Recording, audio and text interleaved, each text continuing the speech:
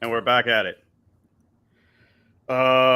Really quick turnaround for you, boy. Here, between your ears, number 7. Look at that. We got number 7. It's I'm quite the back. feat. I'm back with a vengeance after spine surgery. Coming to you with 2 pods tonight. Uh, and I am with the one and only AJ, my dynasty consigliere. And we are going to go on a quick little trip like Aaron Rodgers into the quarterback darkness. We have our big pencil with us to protect us at times. So there's so many different ways that this quarterback landscape can end up. Like the possibilities, it kind of feels like Doctor Strange and Endgame a little bit, where it's just like he's having like a spasm and he just sees like 14 million different possibilities. And I think it all starts and ends with the Bears. I think they are the number one team this offseason. They kind of hold all the cards right now. And I think that's where we got to start off here. If you're the GM of the Bears, if you're Ryan Poles, what would you do? I think there's a reason why we are here. We're hearing that they are in absolutely every conversation, that every trade rumor, every blurb has the Bears. That's what happens, first of all, when you hold the number 1 pick and when you have as many QB needy teams in this draft looking for that, as well as so many different free agents that may or may not be available. So I would be extremely diligent in making sure that I unturn every stone. And I do mean every stone. I know that there is a growing sentiment, and I would probably agree with the idea that maybe Justin Fields has earned the opportunity to, get a shot to see if he can be the guy.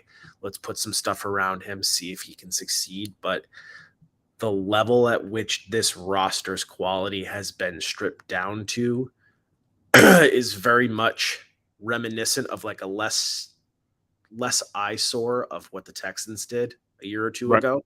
Mm-hmm. It's not good. Like, it's just not good. Like, at some point, you can love Fields all you want, but you have to be concerned about putting any professional quarterback in a situation that is not going to be conducive to success for anybody. We're seeing lots of very battle-tested quarterbacks struggle in poor situations. So I'd be looking to see if anybody wants Fields, would trade for him, or if anybody wants to trade up for the 101, or both. Because at the end of the day, if I can finish up here again next time, 2024, you're talking about Caleb Williams, Drake May. If you're really you're going to be looking that far in the future anyway to get this roster competent. So I understand sticking your neck out for Fields. I love the player, and I think he's probably worth doing that. But I would also be taking the best deal I could find, period. Yeah, I think I'm with you there. And I hope JL doesn't watch this because he might break his computer, because I'm gonna go on He's punching his steering wheel right now. Yeah, just like it's Justin Fields. And look, and like we were talking about before the show, like, you can vouch for me here. I don't know if there's a bigger Justin Fields fan than me, where like I was on the train before the draft. I kept telling everybody they're overthinking it. This guy is the number 2 quarterback in this draft. In dynasty circles, I was floating the idea he should be the 101 over Trevor Lawrence. Obviously that didn't. Trevor Lawrence is ahead of him now. But it doesn't seem so as crazy now as it did before.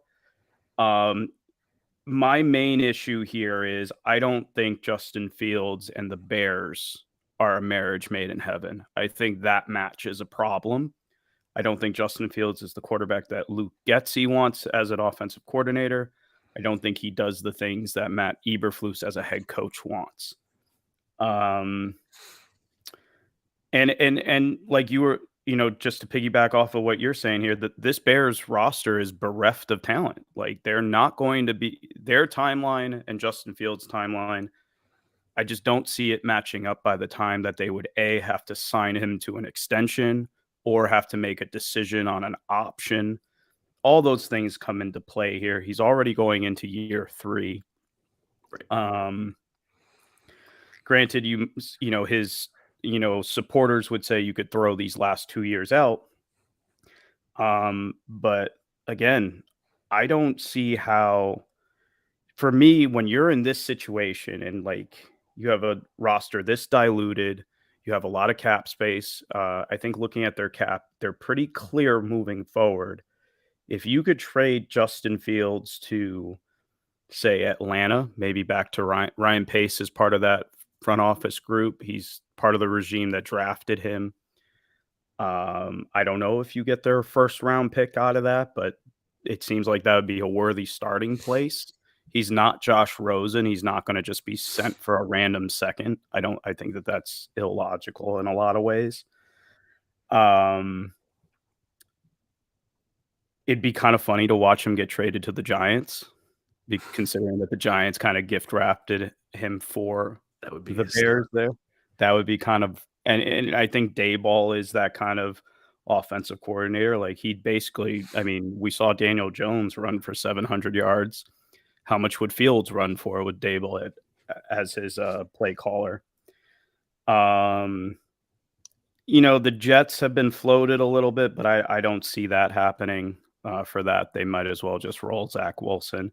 Not what I would do. I'm just saying from their standpoint, it's hard to see that.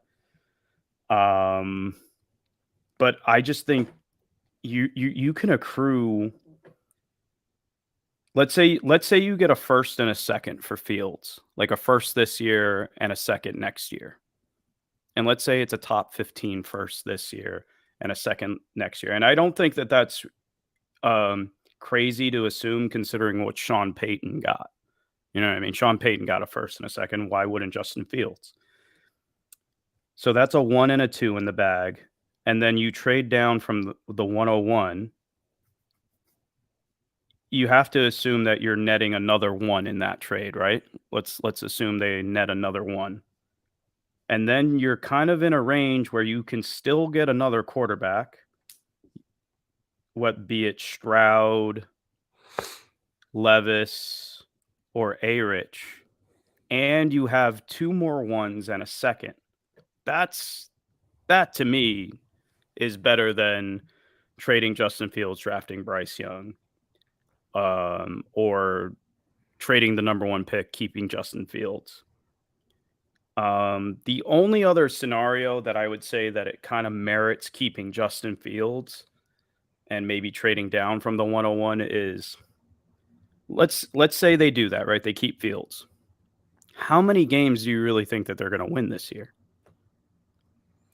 Well, I think there are parts of the team that, yes, that's the thing, because like, at least when it comes to his playmakers, like that shit's kind of like easy to fix. Like you can literally just drop names. They have the cap space, they have the the ammo to do that if they want to, but it's a matter of finding the right fit and developing all that chemistry. And we've seen that go poorly over the years, and that's why it's usually not done that splashily. They like to stagger things that way. Right. So it's going to be hard to see them. I don't think they're dropping 30 mil for Nuke. No. I think they would go cheaper than that. Like a Michael Thomas or something. I had floated that last time. I feel like that would be like a very worthwhile investment. But I can't see them winning more than 7 games, 6 I was going to say their over-under would be what, 6.5? Yeah. So that kind of puts you back, and this is kind of advocating for keeping Fields. If it goes badly again, then you're in what, Caleb Williams, Drake May, but then you get nothing for Fields. Exactly. And that's the thing. By getting rid of Fields now, you are kind of putting yourself in that top 2 because you're not getting into the top 2 next year. Like between last year's draft class, this year's draft class, and the one coming up. That's the one you want to be in. It's crazy to think about like tanking 2 years in a row, but like, should they just get rid of all their quarterbacks and just stockpile a roster and tank for the 101 next year? Kind of like Miami a little bit. And I mean, you can get a passable starter. You could get Jacoby Brissett. You could get Baker Mayfield. Yep. It would be kind of wild, I think, from the standpoint to trade Fields and trade out of the 101 and don't draft a quarterback in the first round. That kind of sounds. But this I roster think it would depend on who they pay. Right. Like if you get in bed with like Derek Carr, I don't think that's likely, but like if you did none of those things but brought in Derek Carr for like 2 or 3 years, you're like, all right, they have something there. Do you think that they might be waiting to see what happens with Rodgers? Again, I think we've talked about like Lamar is a huge domino that needs to fall. Mm-hmm. And by extension, Carr, because they're two kind of tiered. Rodgers is kind of specialized. I don't think the Rodgers decision actually has anything to do with them. I think the contingent moves for them would be like for Detroit if they're the ones watching Rodgers. Because you think so? I think Rodgers goes out of. I think that's a wide open division if Rodgers. That's what I'm saying. Like they're waiting for the other shoe to drop, and they're going to pounce. Okay. Yeah, I don't think that. I think so. Just understanding the DNA of just the fabric of how franchises operate, I don't think that they're going to leave this draft and offseason without a quarterback. But I do see the merit in trading Fields and out of the 101. Right. It's just this roster, like they're not bolted to anything.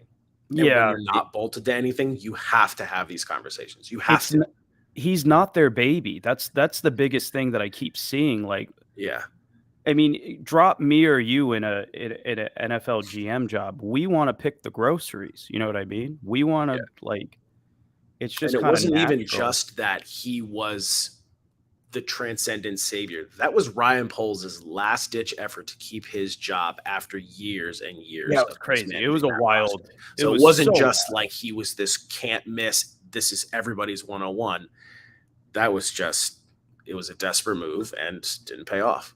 That was a bananas move just from the standpoint of we all knew Fields wasn't ready out the box. We knew it was going to take time to make an adjustment from the Ohio State offense. But as Matt Nagy, as a coach, and then like as a GM, you're trading. How did ownership sign off on you trading a future? Just blew my mind. I don't understand that. I think they were reorganizing things at the top anyway, but you know what? It's okay. Oh yeah, you're right. We don't care. We don't care. Right. We will take those picks. We will. Yeah, the Giants are like, and maybe we'll get Justin Fields for cheap. I would not want that, but yeah. At that point, I would rather just pay Daniel Jones for 2 years at whatever salary he's asking for. That way, I can just have that rushing and then. Just to knock you off the Giants' high horse a little bit, that trade would have been better if you didn't take Kadarius Toney at 20, and that we still got Devonta Smith. Yeah, that might have made a little bit more sense. Yeah, or you could have taken Micah Parsons. That might have been the move. That would have been beautiful. Parsons plus Thibodeau. Oh, that would be gross. That'd be absolutely disgusting. Yeah. But okay, so I think just kind of like going. You think the Bears move off of Fields? Do I think they do it? I think the GM is probably of the right school to make that call. Okay. I just don't. I couldn't put odds on it. It's just they do or they don't. No idea. Would you? Would I? Yeah, I probably would. Wow. JL's gonna defriend us everywhere. Probably. He's so disappointed. Yeah, we do. I still love Justin Fields. I just don't. I want him to succeed somewhere else. Yeah, He's not going to yeah. I succeed want him here. to get out of Chicago. Yeah, Atlanta stands out to me. Um, I think he would be awesome with Arthur Smith. Especially seeing what we've seen Smith do Or with. like Tennessee. I don't think they have the draft capital to do that. Also, new They GM. give him Tannehill for a year or two. What are they going to do? Send them Malik Willis? I don't know. I'm talking about Fitz. What is he, Malik Willis that could throw the ball? Yes. I gotta say, just really quickly on Malik Willis, he did the Zach Wilson throw last year, and everybody went goo goo gaga about it. Yes. And I just gotta say, if any fucking draftee or quarterback that's going in the draft does the Zach Wilson throw from now on, I immediately think they're a bust. On the block immediately. Fucking guy like makes the throw and he comes back and his quarterback coach is just like, congratulations, you're a fucking bust now. What? I thought I made a good throw, coach. You're fucked. You just see coaches leave. They're like, nope, we've seen this before. We're not fucking impressed. All right, so you got both of us. We think that they should trade Justin Fields, and we think that's for Justin Fields' own good. Yeah. I'd like to see him in Atlanta. Maybe he's a Lamar replacement. There is that possibility in Baltimore. I was watching the GM shuffle. They have Mike Lombardi on each week, and he threw a stat out there that really kind of like shook me with Fields, where if you took away bubble screens and throws behind the line of scrimmage, his completion percentage drops to like 30%. And that's Tebow-esque, man. That's not good. Yeah, I do want to throw, like, you can finish that thought, and then I'm going to throw some sugar on that. Granted, I don't think that he's Tim Tebow. We saw him throw the ball at Ohio State. And also being fair about it, I don't know if he had any wide receivers that could run competent routes down the field. So when you have Chase Claypool, you can't really trust him much more than a bubble or a go route. But you were going to say. Yeah, no, it's partly that. It's just like at the end of the day, you have to overcome the deficiency of talent. And right.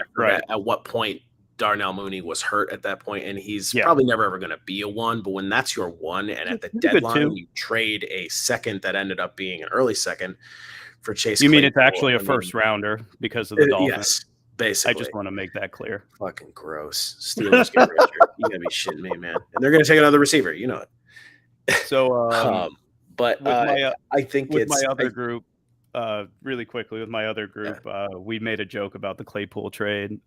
Fantasy Shot Callers, go give that a like and a subscribe. But we compared. You've seen Django, right? It's been a while, but yeah. Oh, there's a scene where like they want to where the main character asks one of his runaways if they would reimburse him. And we said that's the Steelers. They're talking to Chase Claypool. You gonna reimburse me? And then like the Bears go, I will. And he's like, oh my God. He's like, you will? It was really good. It was my directorial debut on TikTok. Nice. Yeah. Yeah. No, just the relative context to the Getsy offense. He's a first-time coordinator. It's probably not going to be good anyway. Yep. Whatever. But as far as you have to weight it properly with who Fields is, because when I was coming into this past offseason, at least for fantasy, I was really encouraged by a lot of the things that Fields was showing. Like we like to jokingly talk about how there are quarterbacks like Jameis Winston and Ryan Fitzpatrick that will just YOLO the ball that way. And I remember comparing the stats, and Justin Fields's are like even on another level. Like he's like all of those counting stats where it's like 20 plus air, 20 plus yards in the air. We were going comparable stats off of 30 yards in the air. That's just not something you see a lot in a guy like that. And so, I mean, it's about like, yeah, you're not going to complete that stuff when that's what you excel at because he's got a great deep ball. Like he's got a great arm for that. But if nobody Yep. can bring in those contested catches, that's why you go make a stupid deal for Chase Claypool because you think he can do that and he still can't do that. No. But it's very much if you're pigeonholing, that's the offense. I mean, that's air raid, isn't it? It's deep balls and bubble screens and mesh and that. I mean, you see that not sounds like work the well Ohio in State other offense. places too. Exactly. So what I was saying is I wouldn't land that on Fields' shoulder, but it does speak to your point about they're just not a good fit right now. Yeah. You don't think some of that maybe is he's used to just saying, fuck it, Garrett Wilson's down there somewhere? And, a couple other receivers that have come out of that school. Yeah, fuck it. Garrett Wilson's down there. So Jackson Smith and Jigba's there somewhere. Marvin Harrison didn't even have a scholarship yet. Jeez. Yeah, that school is also like shout out to Ryan Day because Ohio State isn't a death blow anymore. You know what I mean? Like it used to be with Urban Meyer, and now we see why because that should have been the indicator that Urban Meyer was going to suck at the NFL level. We should have been like, who of his college players succeeded at the NFL level? None of them, except maybe Percy Harvin, gadget player. Yeah. Aaron Hernandez. Hey, he was good. He was good. Yeah. Until he had this one problem. Couldn't stop murdering. Kind of a red flag. But let's get to the Giants. I think we're in agreement there. We want to see Fields elsewhere. Yeah. Where would you want it? Where's your optimal spot? Yeah, I would like a lot of. I think Atlanta would be cool. I think it would be a cheaper alternative to Lamar. I would probably rather do that if you're just saying goodbye to Lamar. Like get Justin Fields in there for like a year or two. And that's way cheaper than the franchise tag or anything else that you could get from there. Definitely somewhere that's going to use his strengths. I had said Tennessee, anywhere that likes to run the ball. I think the NFC South is a good place, and I think any of the teams make sense. I think Tampa. Yep. I think Tampa could be a nice little under the radar. Like, hey, we're not going to be able to fix this O-line in a season. Let's get a guy that can at least run and protect himself and throw it up. New Orleans makes a modicum of sense. They could just they'll turn Sean Payton into Justin Fields. That'd be kind of crazy. Atlanta, I agree, makes a lot of sense. I would love to see him with Arthur Smith. And then you have Carolina where, Frank Reich. At least it won't be an old veteran, right? It'll be a young veteran. A young veteran. All right, let's get to the Giants. Right. Reports coming out. And I say this very loosely because, it's the New York media. We both kind of know what's going on there. I think right now, we're seeing agent manipulation with Daniel Jones. He switched representation, and now, shocking! There's reports that he wants $45 million. I don't think we need to connect the dots too much there. I think what we're seeing is Daniel Jones's start point, and it's 45 mil. You being our resident Giants fan, are you paying Daniel Jones $45 million a year? No. It is very, very simple. I mean, I've noticed it even in the dynasty community. Like, all of a sudden, Daniel Jones is, like, kind of it. Like, people are selling off older veterans and rolling him out as a one or a two. Yeah. And I'm like, man, he may not be there because I know I wouldn't pay that. He's probably going to be fine somewhere else. Here's the thing. If it was just Saquon Barkley or just Daniel Jones, I think this whole situation would be a little bit easier. Mm-hmm. But because it's both, you kind of have to choose both, one or neither, because you can't keep both. Yep. So if I'm approaching the situation the same way that I had with the Bears, who are not my team, I would say the responsible way to do this would be to let both go or let Saquon go for sure either way and keep Daniel Jones on,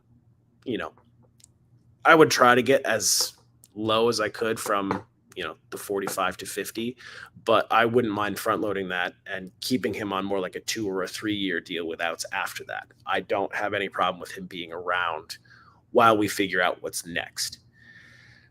The greedy way to solve this problem would be to let Daniel Jones or trade Daniel Jones to whoever would want him, or just let somebody else take that massive contract. And I would save the franchise tag for Saquon. Yep. So that, because I had spoke about on one of the other ones, like, yes, one's a quarterback, but when it comes to you're adjusting for talent across positions, Yep. people will come calling for Saquon Barkley. They will not come calling for Daniel Jones the same way. And I think it's in the Giants' best interest to at least hold that in their back pocket and know that you could probably squeeze another couple picks just by using that franchise tag on the running back that you're not supposed to do. I think that is kind of a way that I would approach the greedy aspect of that. So I think my move would be I would offer Saquon 3 years, 45 mil. It's a mil less. It's a mil less and a year less than what Christian McCaffrey got. But I would guarantee him probably 28. That gives him 14 in the first 2 years.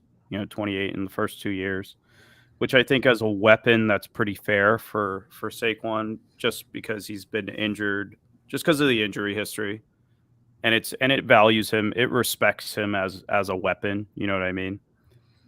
And I think the Jones solution is very simple. You do the non-exclusive franchise tag on Daniel Jones.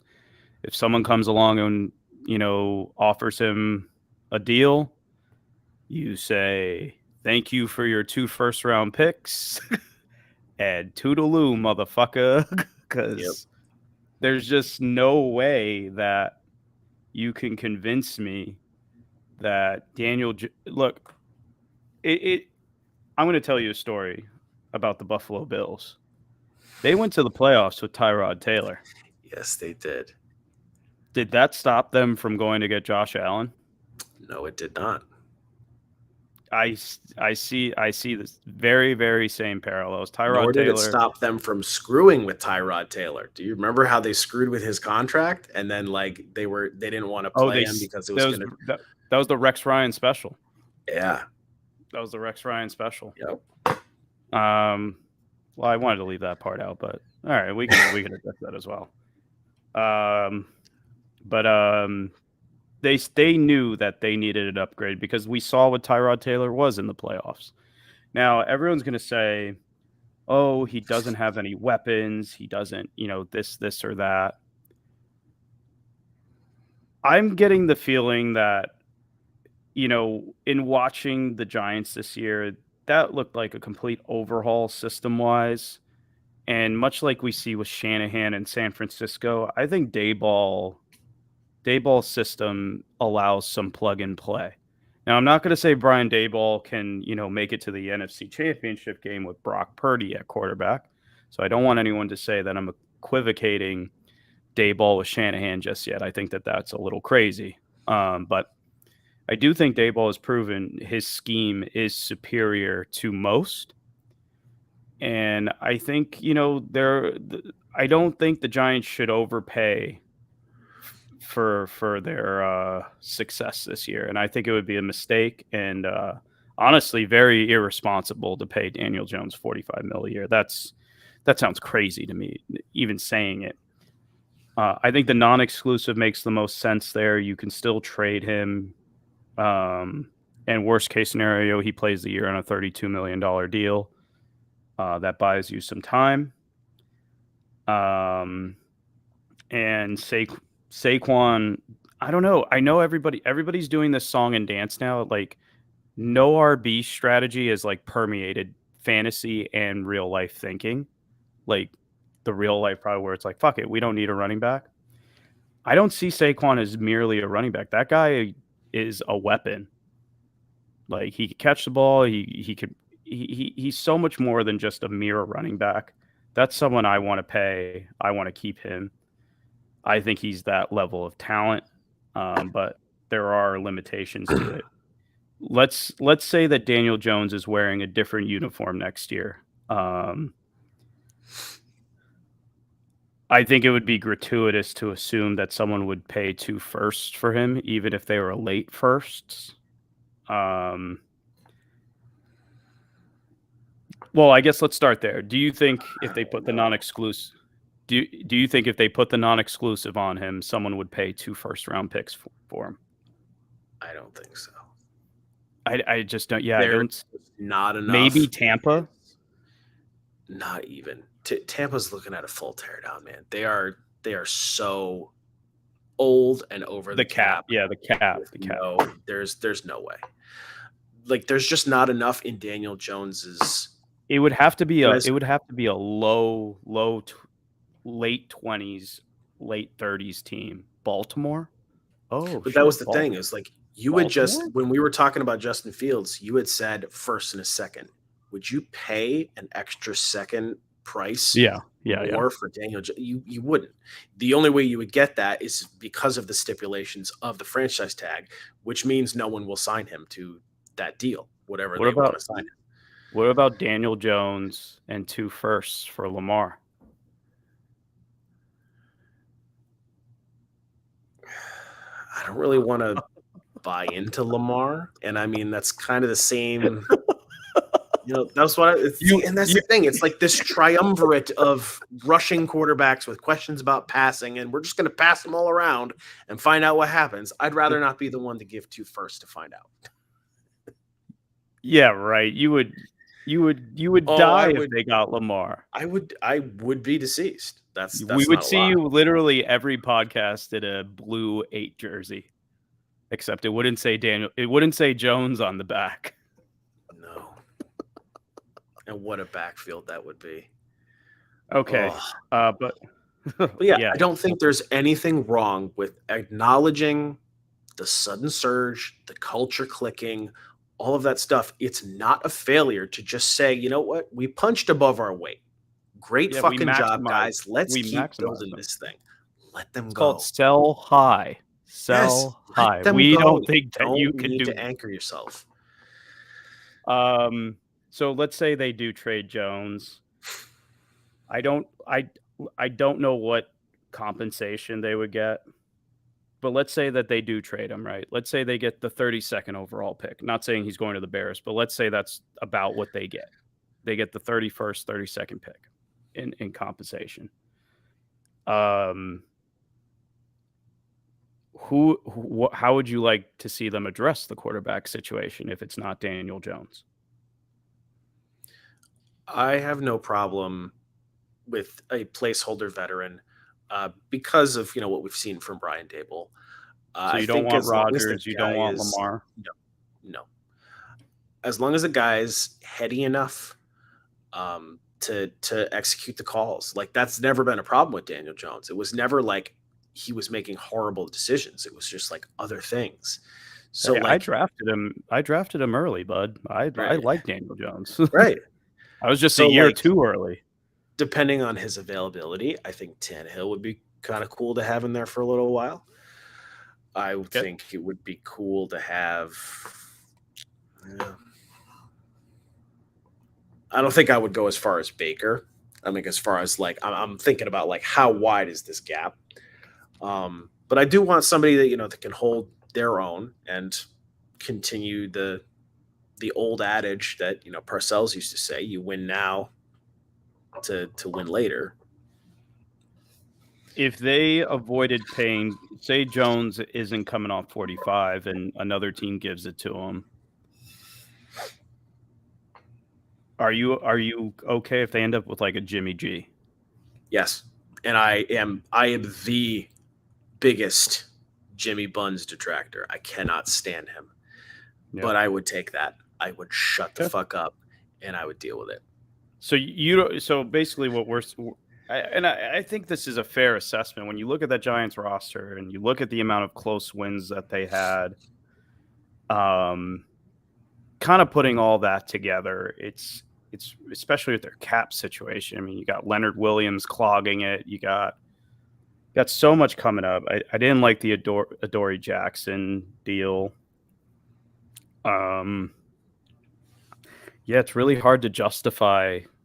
It's different when Daniel Jones is making $8 million a year versus $45 million a year. Yeah. Because everybody's crying about, oh, he didn't have weapons. He didn't have guys to throw to. Well, guess what? He's not going to have anyone to fucking throw to if we pay him $45 million. So I think that's tough. I think I would rather see the Giants, go the veteran QB route. As long as it's not dropping down to the Bakers, the Jameses. I think I think Jimmy G is probably the cutoff for me. Maybe him or Brissett, something like that. And then maybe you draft a later round quarterback like Hendon Hooker, maybe something like that.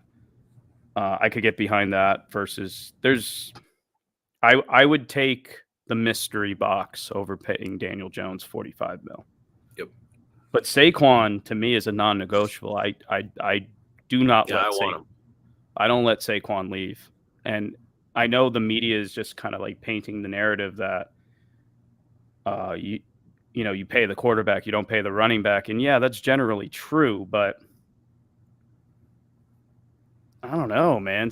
I'm not letting that weapon leave. That's just me. We don't often have these conversations about running backs in the Christian McCaffrey tier, in the Saquon Barkley tier. Like there just aren't that many dudes, period, that come and go and are even worthy of that conversation. He's one of them. Yeah. So I get it. I mean, the guy, he's ridiculous. And again, like people have been so off running backs in the last 3 to 4 years that it's actually kind of made them a value. If you look at, Joe Mixon, Dalvin Cook, Alvin Kamara, and this was all happening after the CMC deal that set the market for running backs, if I remember correctly. They were all getting like team-friendly deals. Like they were getting that second contract that everyone was saying don't do, and they all got paid. And for the most part, they've been serviceable. They've been valuable. They've lived up to that money because you didn't dump the fortune into them, but you were just saying, we're going to pay you for your services. Right. Yeah. Well, now let's go across the stadium way to the Jets, where reportedly, and you know what? I don't believe this. There's no way that this was said, but it's reported that the Jets front office told Derek Carr he could come to the Jets and become a first ballot Hall of Famer. And I'm here to tell you, no fucking shot. There's no way. I want to believe that I live in a world where there's not someone that stupid in an NFL front office. But there's just no shot that Derek Carr makes the Hall of Fame. He's not remotely close to it. And if he comes to the Jets, he won't be the Jets quarterback 2 years later. They'll just be drafting someone. I just don't understand. I think Derek Carr is, he's kind of like Kirk Cousins, man. You'll make the playoffs. I think if he came to the Jets, and I think you've heard me say this, and I'll say it for the viewers that watch this. I think if Derek Carr comes to the Jets will make the playoffs 2 out of the next 3 years, and they'll never be a contender. They'll get to the playoffs, and no one will be scared of them, much like Kirk Cousins is with the Vikings. You'll make the playoffs, every other year, but no one's really going to take you seriously. I don't think that's wrong. I mean, to even say the words Hall of Famer and Derek Carr, I mean, you're citing the deep magic of like Kurt Warner. Like Y- that's a Yeah, I one just of one. You and don't I get like another Derek one Carr. of Derek those. Carr seems like a nice guy. I don't want to like come out here and just dunk on him, but it's He's like pissed right now too. So he's got that chip. He was just like, nope, not doing you any favors. Fucking release me, I'm proud of which him is for great that. on him. But I Proud don't of him for think that that. I'm flocking to the Jets to get that done. I mean, it's fine. There's no what if they put odds on that, it would probably be like plus 5,000 that Derek Carr makes the Hall of Fame. I don't know. It's so ridiculous and asinine. And then it's like, I really think Carr is going to end up in a worse situation than the Raiders, and I think the Raiders are going to end up with a worse quarterback. Or a better one, Like who? like Aaron Rodgers. Nah, I don't. I don't think. I No, don't think. I know. I don't. That's just the easy connected dots. Nah, That's I don't see lazy. that. But let's stick with the Jets here. It's not going to be Zach Wilson. That they've made that pretty clear. I don't think that there's any shot that they go back to Zach Wilson there, nor should they really. I mean, he hasn't done anything to deserve the job. It's pretty clear that there is a schism there between Saleh and Douglas. And right now, we're going to see who wins. And I know it's not going to be Wilson, but I don't know, man. The Jets' track record, we're hearing, oh, we're going to try to go get Lamar. Oh, we're going to try to go get Aaron Rodgers. Oh, we're going to try to go get this superstar. And it's kind of like the Knicks.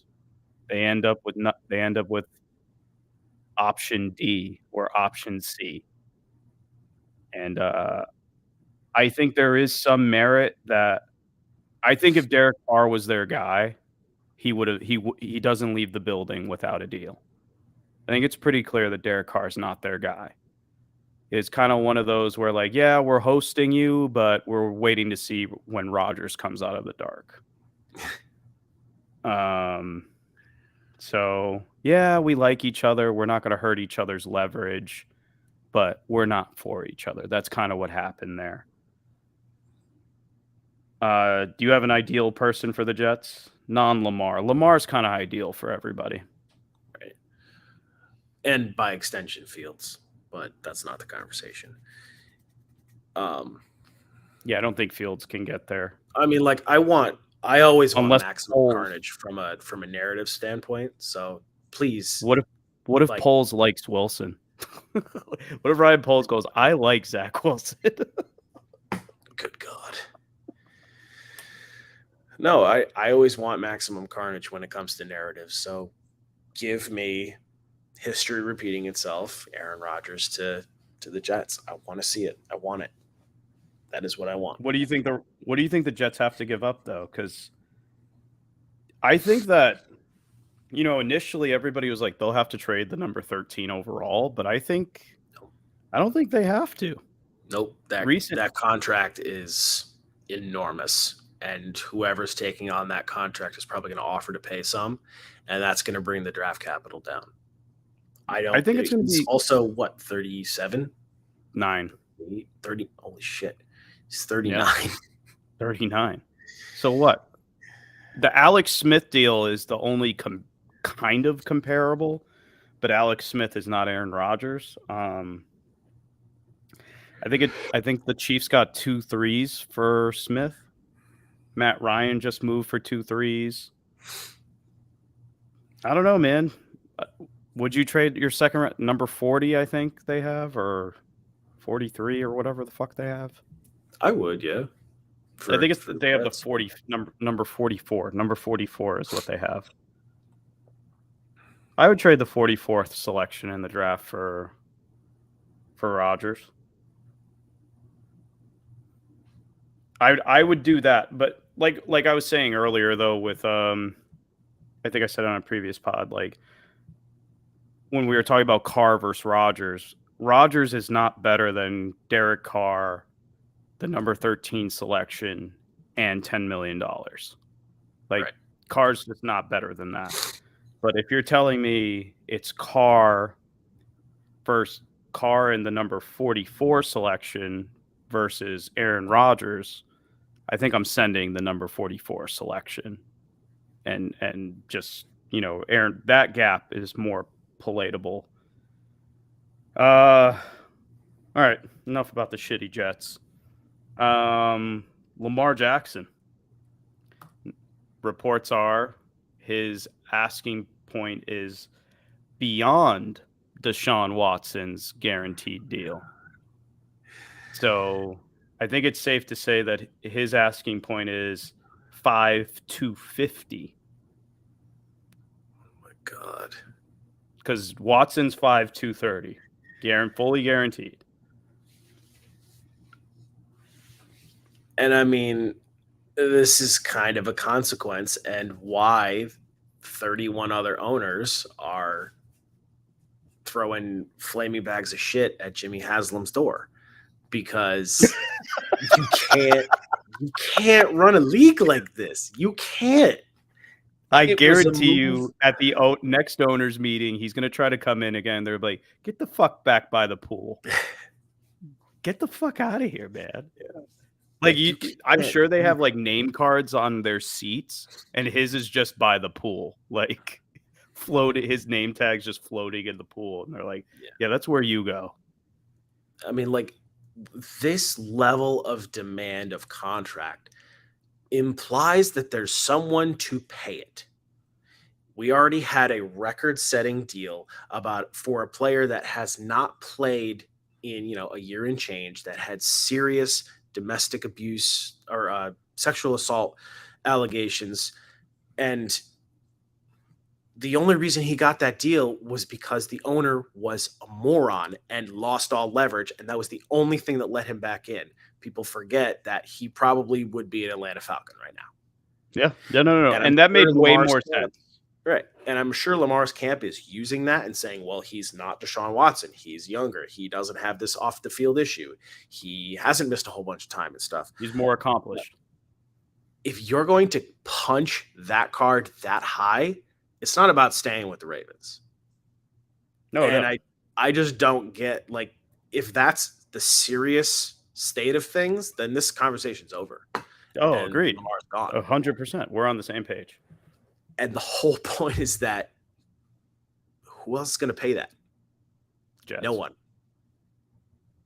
They will not pay that. Oh, my friend. They will not. Oh, my friend.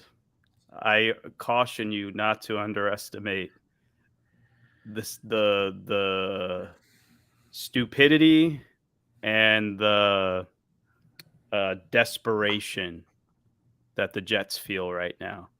Could you imagine being an owner and you had to watch Zach Wilson play quarterback for your team?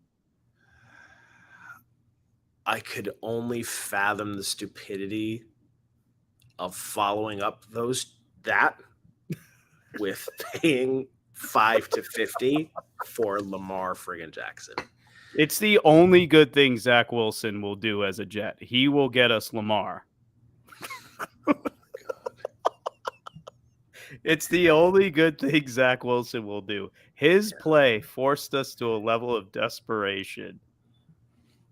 Right now, Woody Johnson is the Joker, and he has a cigar in his hand next to the pile of mob money. We could call that vaccine money if we wanted. It's not about the money. It's about sending a message. And Jimmy Haslam is the Russian guy. No. But the whole thing is that no one's going to pay that deal unless it's the Jets. I think I would not underestimate the Jets. This is an ownership deal, man. I really think that the Jets are leaving with somebody. They're leaving with. They don't know who it is, but they're leaving with somebody. I'm here to tell you that. Lamar would be awesome. But it's not even the $5,250 either. It's that they're going to pay 3 first-round picks on top of it.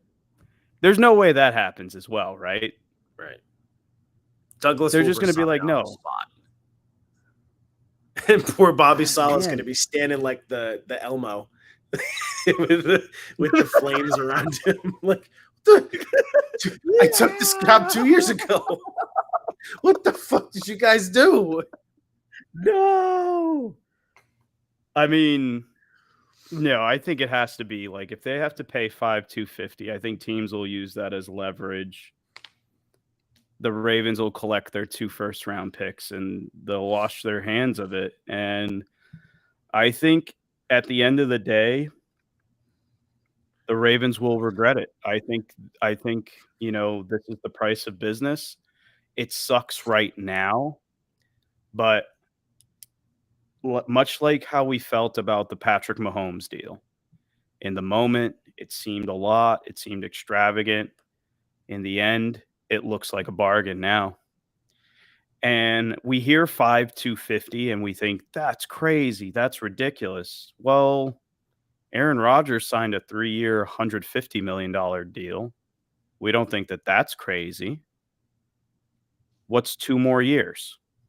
You know what I mean? Like, I think the major difference between those two deals and what Patrick Mahomes has is that they gave Patrick Mahomes his money, but the Chiefs also have way more financial flexibility because of the way they structured that deal. They can go and bring in all these 1 years. They can go and bring in a franchise left tackle from the Ravens. They can make those moves.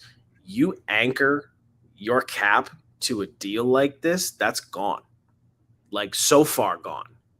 I think the cap's going to jump though. Spawning another Green Bay Packers situation. It doesn't matter how much you load up that defense, what weapons you put around. You can't afford it all. That's it. There's nothing else. And it's not negotiable because there's a salary cap. This is not baseball. Unfortunately. But I do think the cap's going to go up. And I think that's what might make it more feasible. They have the YouTube deal now with Sunday Ticket. They have, the cap jumped this year, $7 million. I think it's going to keep jumping up. I think we're going to see a $270 million cap by the end of that. That's fine, but it's still based on the same percentages. Like then it's just about like meeting Lamar's demands financially off the books. You can do that. That's not a problem.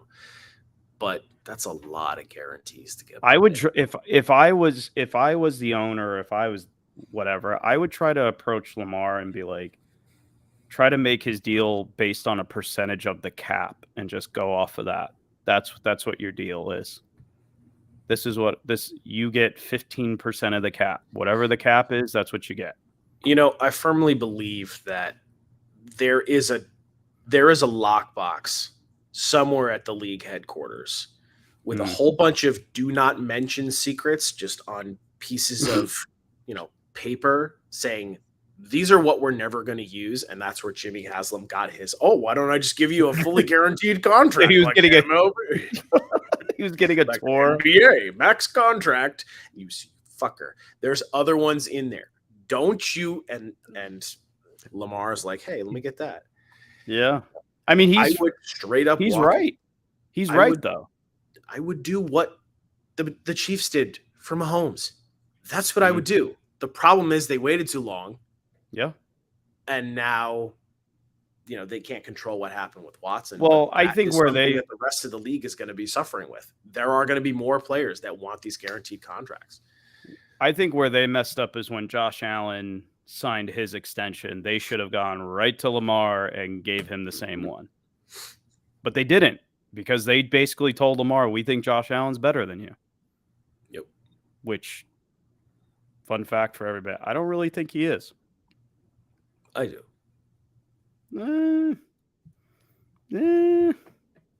I think they're kind of in the same boat for me. Close, if we're being honest. Really?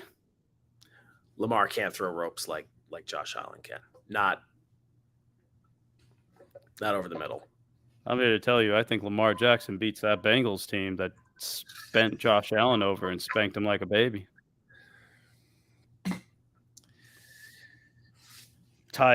Lamar's backup outplayed Josh Allen against the Bengals. Pro Bowl Now backup. you're just being mean. Now you're just being mean. Pro Bowl backup. In your Jets again. Pro Bowl backup. Just want to let you guys know. Pro Bowl backup. That's so ridiculous. Ty Huntley's a goddamn Pro Bowler. All right. So we think Lamar. Where does Lamar end up? Well, if it's the guarantee contract, it would be the Jets. Nobody else is going to pay that. Nobody else is desperate enough to pay that. You have Aaron Rodgers and Lamar going to the Jets. You switching fandom here? They're going to take them both. Yeah, we're going to create a new offensive system. Lamar shows up. He's like, all right, I'm the quarterback. Quarterback? No, you're a running back. All right, so let's get to Sean Payton with the Broncos. It feels like it kind of took 2 weeks, at least in the dynasty community here, but people are starting to see they're starting to get the hype train it's left the station. People are starting to get behind it. People are starting to put on some Saints tape a little bit. They're starting to connect the dots, and people are starting to get excited. And I think it's rightfully so. I'm really interested to see what kind of like old characters he brings back from the Saints. One's already there. Lat Murray.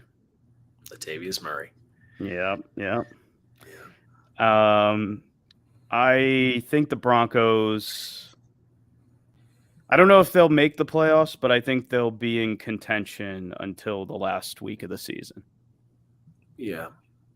I don't know if you're going to see the success that you want like immediately, because first of all, we put this Broncos team in that conversation to win the AFC West when it looked like the Chiefs didn't do a whole lot to maintain that throne.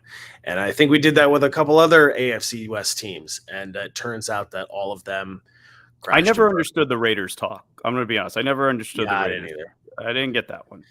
Yeah. I bought the Broncos because of the defense, and the defense did its job. Definitely did, yeah. But I think I'm optimistic for year 2 and beyond. I mean, I don't even think it was logical that Dable came in and turned the Giants around. Like, you could see that. You would have been happy with 6 wins. Exactly. That's what it is. I mean, there's a lot of work that needs to be done there. Yes, the defense is mostly intact, but they still need reinforcements. The offense is going to need a checkup from the neck up, including Mr. Russell. It's not going to be plug and play. I think they need to fix the O-line. That's the main priority there. I would say their over-under is 7.5. I think that's a fair place to start there. Over-under 7.5 for them. But Sean Payton's a winner, man. And you don't go 86-52 by accident. He's 30 games above 500. Right. So I'm bullish on them.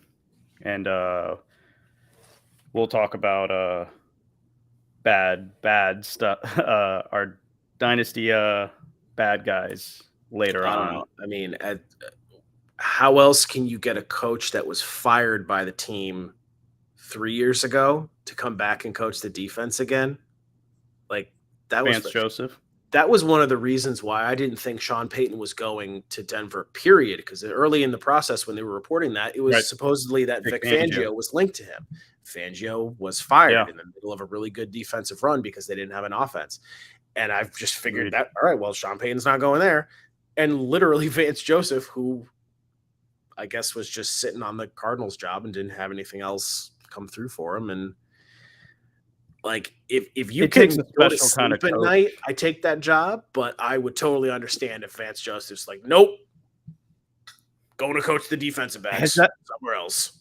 Has that ever happened, though? I don't know if that's ever happened. I'm sure something has happened somewhere. But yeah, But it would have to be like you started you got your first head coach job somewhere, and then, like, when you were 70, you went back. Not this close. It's way it's too only been recent. like 3 or 4 years. Yeah. It's within the decade. Yep. So, yeah, that's kinda unprecedented. I don't see how Vance Joseph could be, and I thought the Rex Ryan thing was kinda funny. Just like Rex Ryan was like, "DCs are making how much?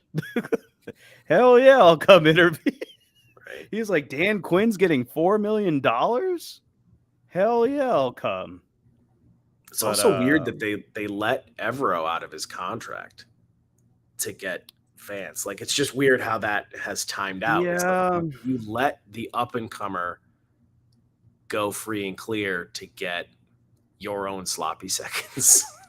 yeah, I think Evero also had some head coaching interviews, and I just think He probably it's also just didn't one. link up with Sean Payton. There's no Yeah, yeah. there's no symmetry. I think it was they left it up to him, and he made his choice, which is he's the Colts DC now, Evero and Panthers. Shane. Oh, Panthers, got it. Yeah, and Frank Reich is the head coach. Yeah, I'm loving I that don't. coaching staff, man. I'm going to be all over the Panthers this year. Jim Caldwell. Yeah, yeah, it was a really good call there. That's who we're talking about next. The Panthers here. So another quarterback question mark team. Does Frank Reich do another veteran? I certainly wouldn't want one. I mean, like, that would kind of be contingent. Like, I mean, the odds yes, are in his for favor, all right? his I He's mean, got to for be right this time. right. For whatever for what you can blame on Frank Reich, sticking your neck out for Wentz was a bad call. But he also has worked with a lot of savvy veterans over the years. Mhm. It's not that he couldn't do it again. It's just like, dude, Why? I need to start the game at the beginning, not the end. Yeah, Carr is still the odds-on favorite to go to the Panthers. I know. And I mean, I love it for Carr. I don't love it for anybody else. I kind of like it if I'm like we both have DJ Moore in league, so yep. I kind of like it if I'm holding DJ Moore, but I don't think that's best for the Panthers, right? Or maybe they just want to make the playoffs. Do you think they make the playoffs this year if Derek Carr's their quarterback? Probably. I mean, It's a odds, really weak division. because I don't think all four teams are going to dip in the quarterback market and try to win the division. It's probably just going to be one. And the Panthers made it last time, or made it this year, or almost made it this year. Like as I don't know. I think more teams are going to go for it. I think that division is everybody thinks they can win it. Talk to me in what you got? February 23rd. Days, another 20 days, and we start seeing a lot of those cuts trickle in. Gotcha. The Saints Fair. and the Bucks are going to look very different. I hear you. Yeah, I agree. But I just knowing the DNA of some of those front offices, I think they're going to think they all have chances there. So we're both bullish on the Panthers. Yeah, I just want whatever they have going on. I'll make that decision when I know the specifics of the pieces, but right now I love the setup. I love the structure. Would you trade? I think they draft number 9. Do they have the number 9 pick? They're somewhere in there, just inside 10. Would you trade that for Justin Fields?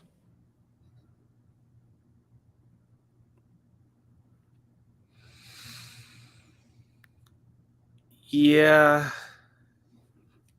It's interesting. Yeah, I think I would.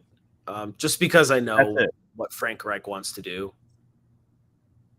And I would be okay with it. If that's your guy, I get it. If you want to put How him, I would put him over Stroud if you're talking about in the same conversation, because that's who you're talking about in that spot.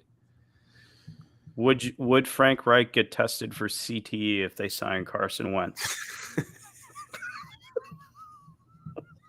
Carson If they Wentz sign Carson like Wentz, clipboard somewhere. Believe it. if they sign Carson Wentz, Frank Reich. Oh no, they'll bring him in. But No, as a backup. no, they can't touch him. They can't touch him. Also, like, they went to the playoffs with Phillip Rivers, and for some reason, that's being used against Frank Reich. They almost beat the Bills in that game. Right. I don't know why that's being used against Frank Reich. That was a successful season. Right. I don't know why I mean, I think you can lay a lot of shit on Carson Wentz, but that season with Carson Wentz also was not like a tire fire like we're used to seeing. Like he squeezed every drop of juice out of that and then kicked him to the curb. It's the worst 27 touchdown, 7 pick season you've ever seen. Right. You look at the numbers and you're like, was he really? I mean, Washington said it themselves. Was he really that bad? But that's the point. He got the numbers. He didn't throw, they just for 30. They just lost the game they couldn't lose against the Jaguars. That's right. What happened. They lost that game. All right. We got Eric B. We're gonna do coordinator changes. We'll do some dynasty trades, and then we'll try to get out of here. The first, there's a lot of big ones. The first domino is Eric Bieniemy to Washington. It just, like we were talking about it on the surface, it feels like a lateral move, but this is basically Ron Rivera's death sentence. Eric Bieniemy is basically positioned himself to take over the job.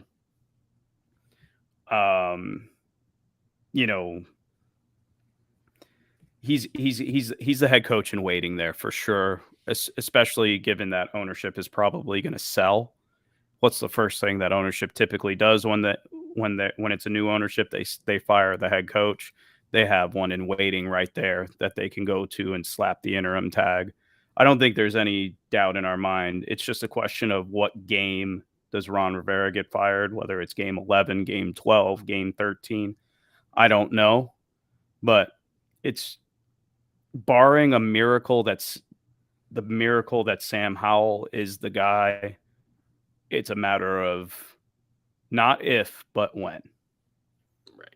Yeah. It's not even like there's any type of interwoven similarity between the Andy Reid tree and where Ron Rivera comes from, which is Baltimore, right? He was Rivera? DC in San Diego, but he came from the... Rivera is a Reid guy. Is he? Yeah. Okay, that I didn't know. There is a connection there. Rivera is an Andy Reid guy. He coached linebackers in Philly. I'm pretty sure. Am I wrong on that? I'm pretty sure, but I'm pretty sure there is a Reid connection. I'll look at that in a minute. But anyway, like, even if that is a connection, like, what favor would Washington's brass be doing for Bieniemy and by extension the former division rival coach Eagles for 4 years? Okay.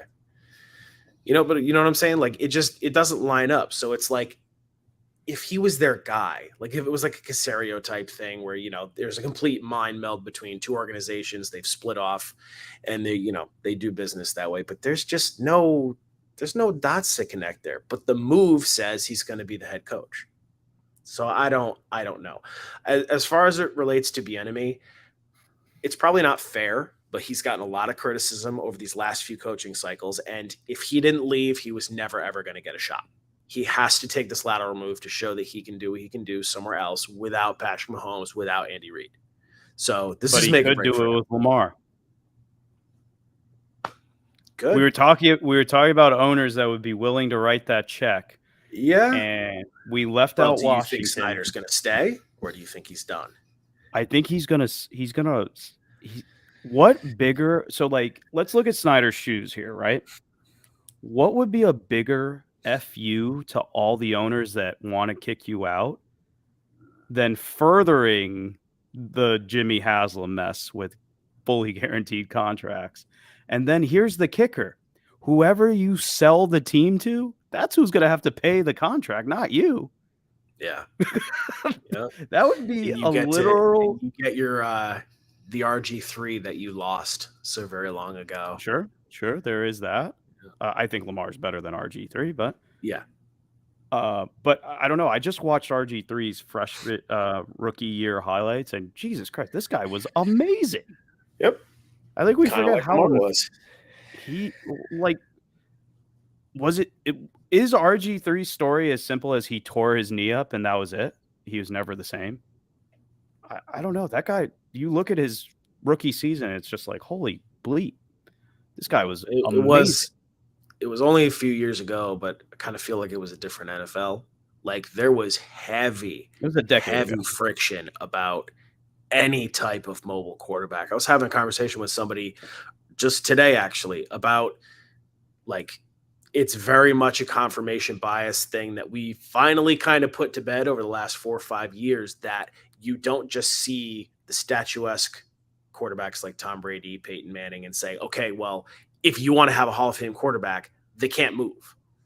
No, you have a Hall of Fame quarterback because you have Brady or Manning. If Brady or Manning could move, does that mean that they're not? So it's stuff like that. I think it's the permeation of the Shanahan offense where you have a quarterback that can move. Yep. But yeah, I mean, I think we discounted Washington in the.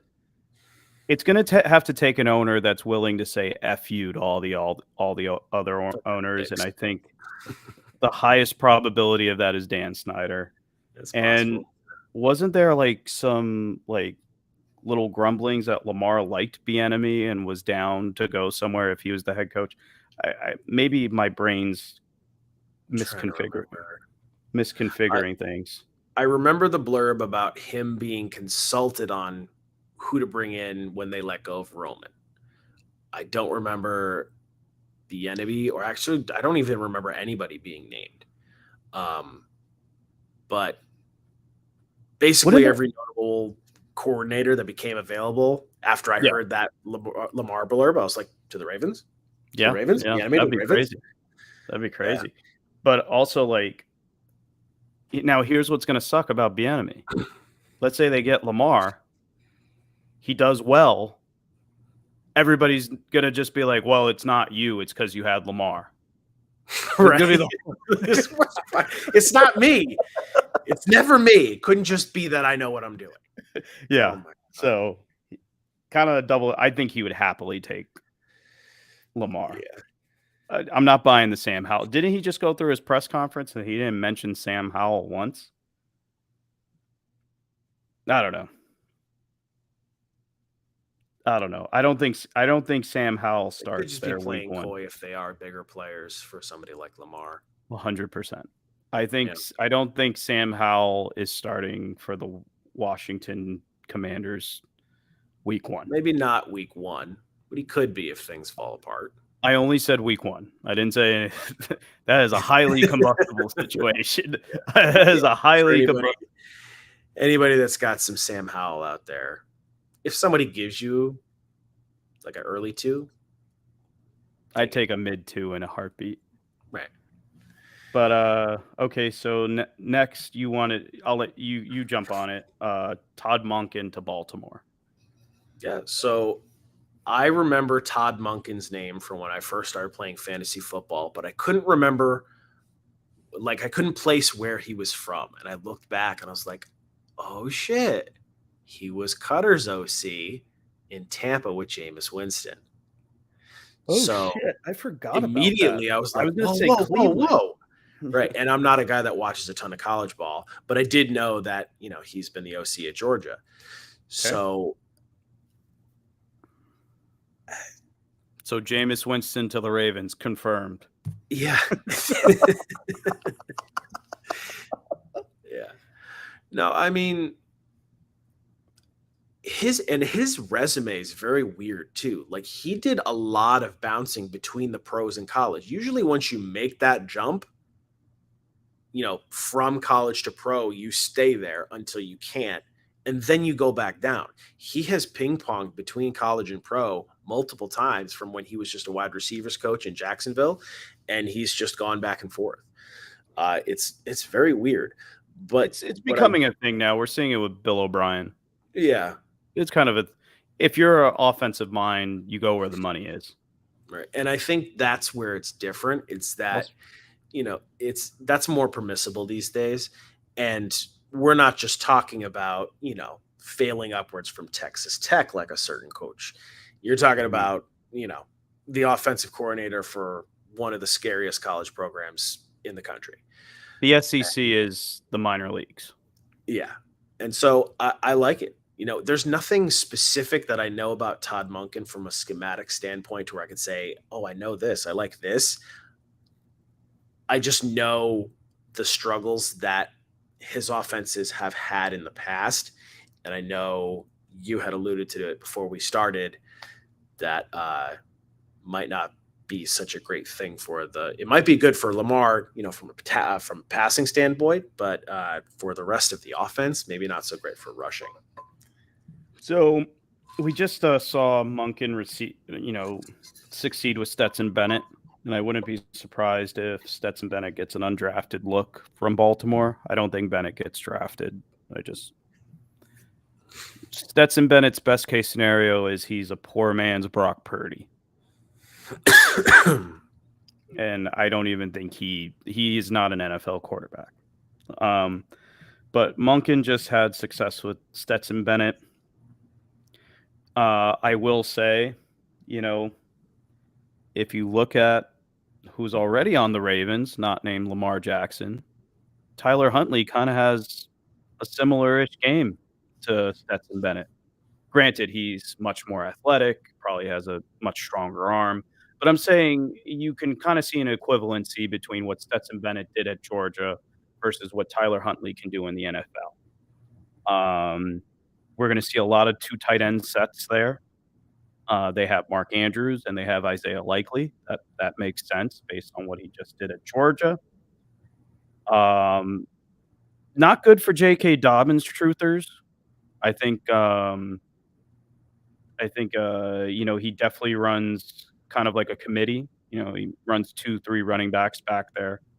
So I think with Gus Edwards under contract, that's something that, if I'm a J.K. Dobbins holder, I'm not loving that hire there. And I would anticipate that they probably draft another running back. I think Monken is going to be good for winning, but I think it's going to be kind of status quo in terms of Baltimore, where good for winning in real life, bad for fantasy. Have you seen all of the NFL mocks where people are actually sending Bijan to Baltimore, like 23? Yeah, no. And I've been trying to tell people that where a lot of people are bullish on Dobbins, and I'm like, yeah, but what if they draft Bijan? What if they draft a running back in the second round? I just don't think you can depend on Dobbins getting a workhorse role. I think he'll get 200 carries though if he's healthy, which that could be 1,000 yards. But I do think it's going to be better than what Roman was for that passing offense. Yeah. All right. So next we have Jim Bob Cooter to Indy.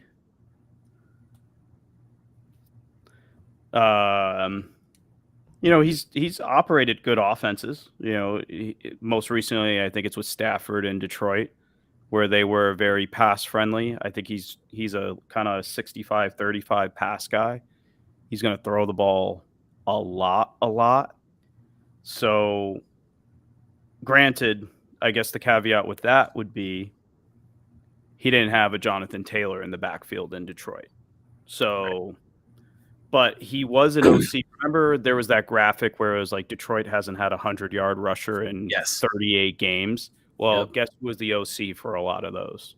Jim Bob Cooter. Bob Hey, those Cooter. were good years. Theo Riddick was catching like, a whole bunch of 80 passes balls. out the backfield. Those were good years for fantasy. So one stands to reason that he probably learned from that and will run the ball. Granted, Shane Steichen is the head coach there. Mhm. I think Steichen's calling plays. I don't I'm not sure on recall. that. It was mentioned in Steichen's press conference. I think Steichen's calling the plays, so perhaps he will run the ball more. Who knows? But regardless, we do like Jim Bob Cooter from a passing standpoint, from as a passing game concept guy. At least He by will, volume, yes. yeah, he will throw a lot of volume. Yeah. So whatever rookie ends up in Indy, I think that's a good spot to target. Bigger news: Kellen Moore to the Chargers. We finally, I think, will get a creative play caller with Justin Herbert. Because before that, it's Anthony Lynn and Mike Lombardi. Is it Lombardi this year? Joe Lombardi, Mike Lombardi's son, right? Joe Lombardi, who kind of vanilla offense.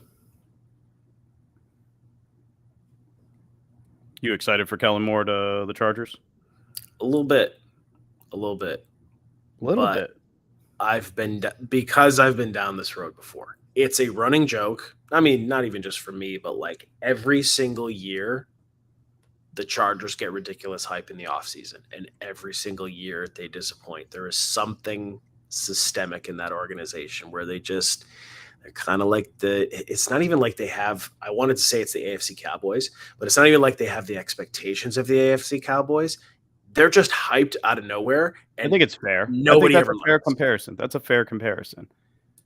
They're the AFC Cowboys without the fan base. That's fair. It's Spanos. The Spanoses are the problem. It always starts at the top. Yeah. I don't think. I think they're the issue. They're the cause of it. I actually think Telesco is a good GM. I mean, he had been fine. Yeah, I mean, he's drafted pretty well. He had the foresight to take Herbert. He must have thrown a party when Miami took Tua. Right.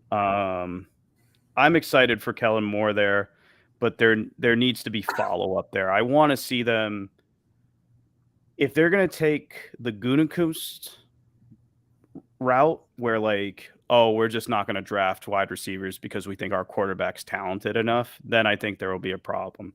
But they got to get speed on that offense. Find a guy that can outrun Justin Herbert throwing the ball, because you got everything else. You have a route technician in Keenan Allen, and who they might cut, which I think is ridiculous.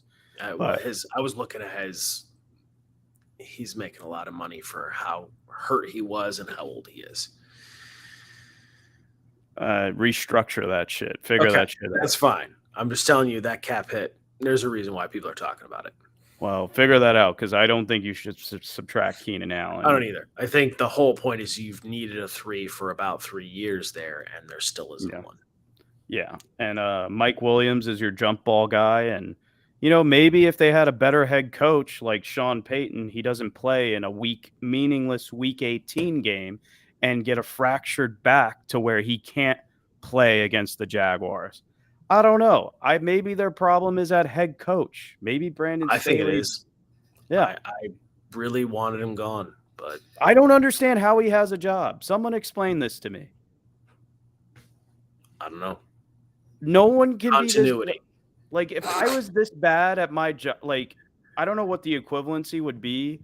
Say if I worked at a fast food joint, what would be the equivalence? He punched a customer year one, where it was, hey, they definitely agreed to it, where it was all right, if it's tied at the end of the game, we'll just run the ball out. You know what I mean? Because you saw Bisaccia's reaction when they went for it. He was like, what? Yep. Absolute bananas. He robbed us of an awesome moment. Okay, you went for the win. I can understand maybe ownership sticking with you, but you blew a 27 point lead in the playoffs. To You know who else blew that? Jaguars. Yeah. You know who else blew a lead like that this year? Jeff Saturday, and he never coached a fucking game before this. What the fuck is going on? I don't understand. How do you still have it? He should have been fired Lane Kiffin style on the tarmac. Yeah. I don't get it. I don't know. I don't get Well, it. Kellen Moore might be the answer. I would be more excited. I would be more excited if Kellen Moore was the head coach. I would too. That being said, we're on to Brian, another uninspiring selection. Kellen Moore's replacement in Dallas. Brian Schottenheimer is now the Dallas Cowboys OC. And if you hear the groans in the distance, that is all the Cowboys fans freaking out. He's not going to call plays. McCarthy is, but I don't know. Schottenheimer is he just runs a bland offense, man. It's vanilla. You're going to run the ball 30 times a game and try to build the game off of play action. I'll give you it's not, I guess it's not a hot take, but it's just not where people's minds are. I think I would rather Brian Schottenheimer call the plays than Mike McCarthy. People forget how bad things were at the end of his tenure in Green Bay. That offense, you want to talk about like pass heavy with Jim Bob Cooter? I don't know if I'm with you there. That was horrendous. Horrendous. Well, he had a 300-pound running back. He had a 300-pound couldn't running run. back in Eddie Lacy. Schottenheimer is going to. He was the reason that Russ wanted to leave Seattle. He is a run the ball 30 times a game. Well, and that's with play that's action. what that I watched would it with tell the me. Jets.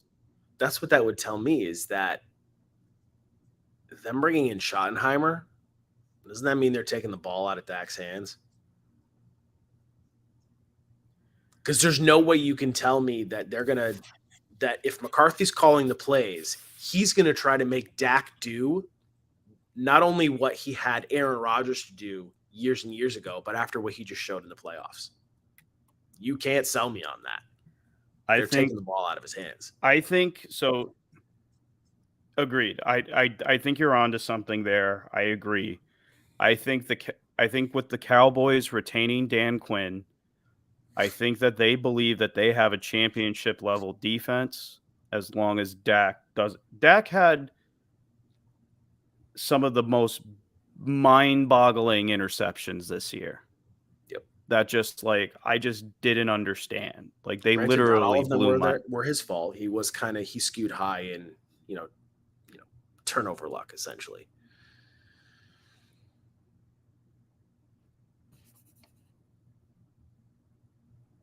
Are you there?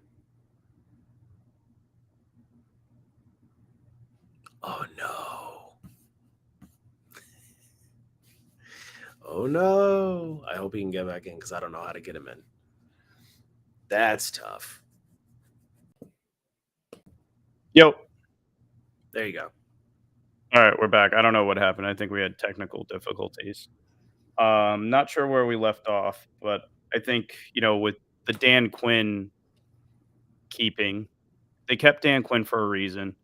Right. I think they believe they have a championship level defense. Dak had, half of his interceptions this year were just of the inexplicable variety where it was like, I have no idea where you thought you were going with the ball. Like that was the literal last thing you should have done. We watched it happen routinely at the end of halves. And that San Francisco game, I know you picked the Niners to win and you were right, but gosh darn it, Dallas should have won that game. They really should have. Brock Purdy did not have a good game. The reason that he did not go to play the Eagles in the championship game was because of the offense. I mean, also to be fair, San Francisco has a really good defense. Let's call it what it is. Right. But they should have won that game. And I do think, I think they watched how Philly dismantled the San Francisco defense. Granted, some of that was our offense can't really move the ball and we're really tired, but they ran it down their throats. Yep. And I think you're 100% right. They're going to take the ball a little bit more out of Dak's hands this year. They are going to run the ball 30 times a game. And Schottenheimer as an OC, I think that's what's going to happen there. Next to, let's stay in the known names for a second. It's Bill O'Brien to New England. I actually think this puts Mac Jones into more of a bye territory. I've seen him go in the 5th round in drafts. I think he went in our most recent startup. He went in the 5th round, like late 5th. I wouldn't pay that, but I see him as a tier down candidate. Like if I need to reload a team, he's someone that I'm targeting to reload and like kind of tier down with. Like, I don't know if you're tearing down from like Kirk Cousins, Derek Carr, or quarterbacks in that kind of lane. Mac Jones is a target that I would be looking for. I think Bill O'Brien's a great offensive coordinator, by the way. Yeah. No, I mean, you're just going to need the actual playmakers to execute the offense because the Patriots are still not very good on that front. And the cap reaper is going to be calling, and all that money that they blew 2 off seasons ago, they're probably going to boy Jonnu probably gone. I mean, but yeah, for Mac, I don't know, man. Hot take. The Patriots are going to draft a worthwhile wide receiver this year because Bill O'Brien's seen all of them in the SEC. They're going to draft a worthwhile wide receiver. I'm calling it. It's going to happen. Only if they don't send a 2nd round pick for Brandon Cooks. Oh, wow. I forgot about that. Poor fucking Brandon Cooks, man. I wonder where he ends up. I forgot his first name, but someone named Slonik went to the Texans. Bobby Slovic. Yep. Bobby Slovic. Big deal because you said yeah, he's a PFF guy. So yep. he's from that analytics side. So he's going to be in what the hell's his name? I can't think of his name. The coach that just got the freaking job, and I can't think of his name. Texans head coach. D'Amico Ryans. Thank you. Yep. God, no, he's going to be in his ear. One thing I'm noticing about this staff and the Colts staff is they're green, but not too. They're green, but they're not too green. They're from the new school, and they're usually kind of analytically inclined, but they're building something long term, which is nice to see for the Texans, but it's also nice to see for, at least from a personal standpoint, for an owner as impatient as Jim Irsay has been over the years. I just like that, I kind of like the little nest that they're building there. I think he gets fired by the end of the year. Slovic? Yeah, they're not going to fire a head coach. They're going to fire an offensive coordinator. Well, that's fair, but. And then we have Keith Carter to the Jets, notably as an offensive line coach. So basically what you're telling me, former Titans offensive line coach, wheels up for Breece Hall. What else can you say? Isn't that really the prize? It's not so much the quarterback. It's Breece Hall. Yeah. And the overrated defense. And I do think the defense is overrated, man. I don't understand why it's not a championship defense. I don't agree with that. A championship defense is ready to stop Patrick Mahomes. It's ready to stop Jalen Hurts. And the Jets defense is not ready for that. No. No shot in hell. Bad dynasty news this week. Number one is Denver Broncos running back Javonte Williams. About to get derailed by Latavius Murray, but the worst news is that his health, from a health standpoint, doesn't look like he's going to be ready for the start of the season. Right. Yeah. I think one of the episodes that we had done before, we were talking about why we weren't on Javonte. I think it was one that that Ben was in for. I mean, we've been saying the entire offseason, like, if it was between Brees and Javonte, because they had similar-ish knee issues at similar times of the year, like, we were not on Javonte, and there was a reason. Yep. He doesn't have the same athletic profile as Brees. With Brees, we think, can bounce back. Javonte is a 4.6 runner who relies on breaking tackles. Yep. Little bit more of a concern there. And on top of it, new coaching staff. We don't know if he fits. I mean, Sean Payton maximizes whoever's there, but we don't know if, Sean Payton might look at him and be like, I don't want him. Give me Latavius Murray. Brock Purdy, complications with surgery delayed. Can Trey Lance truthers rejoice? He's got a shot now. Like, he has an actual shot. So the delaying the surgery doesn't technically change the timetable. I forget why that is, but that's how it's being reported. Like, it's supposed to be, this delay is not going to further delay his end of the season, but he was going to miss off-season workouts regardless, which means Lance gets first dibs. So if he can impress and build on that, that's his best shot. But if you want out of Trey Lance, you probably should have done it a long time ago, but this is your last call. If you want out, you're not about it, get rid of him. If you're in, I think his buy window just closed. I don't think you're going to be able to buy him for less than, let's call it the 107. That's after all the new QBs find new homes. Yep.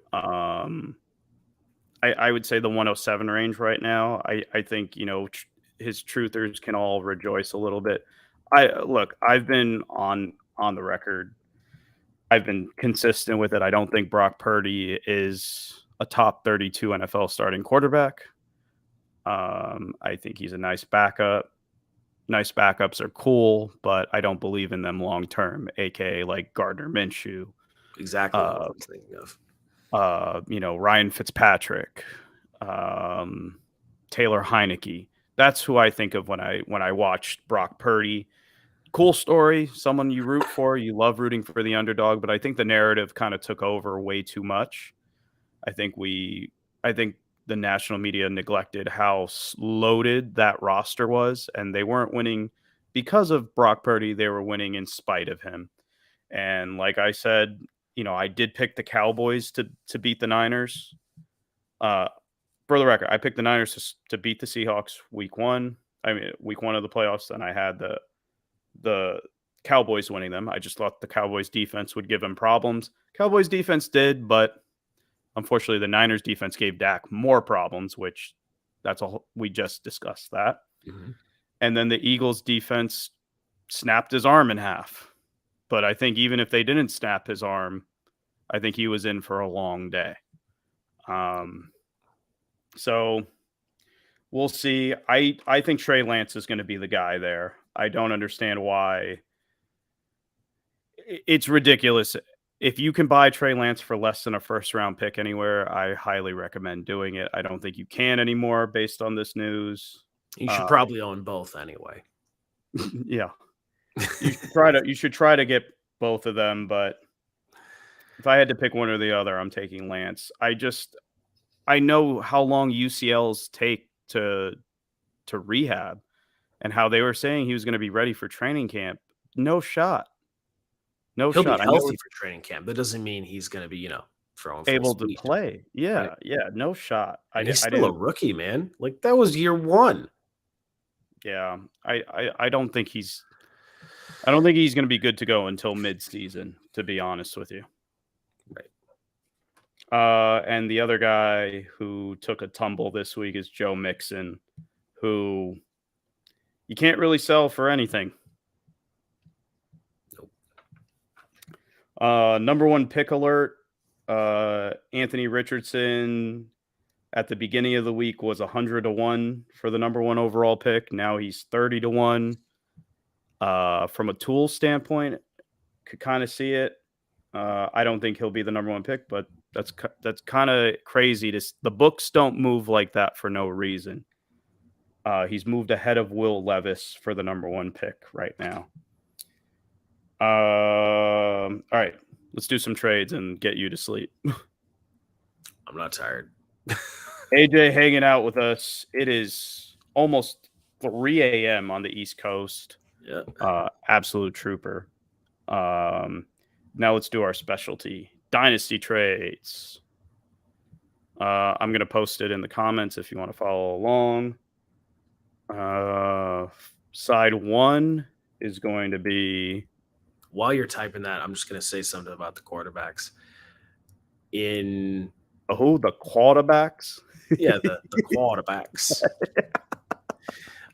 In what? It's been 30 days, and we've already had, seismic rumblings about which quarterback's going number one overall, it makes me want to think that everyone's all full of shit and they're just trying to make conjecture.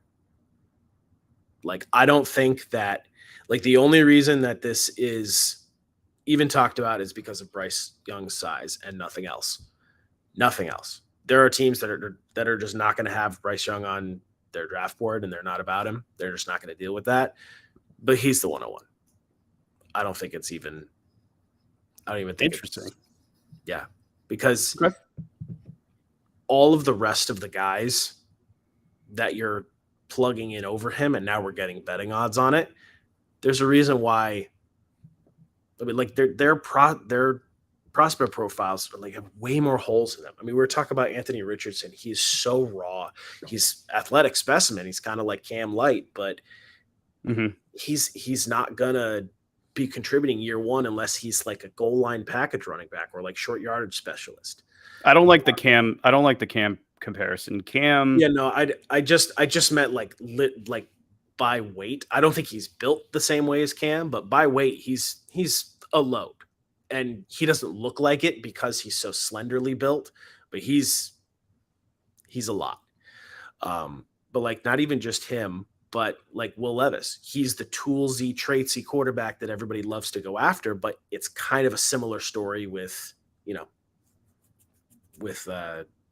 Anthony Richardson, on a less aggressive scale. And there's questions about, if you like CJ Stroud, that's fine, but are you really going to spend the number one overall pick on a guy that you don't think might be the actual difference maker at the end of the day?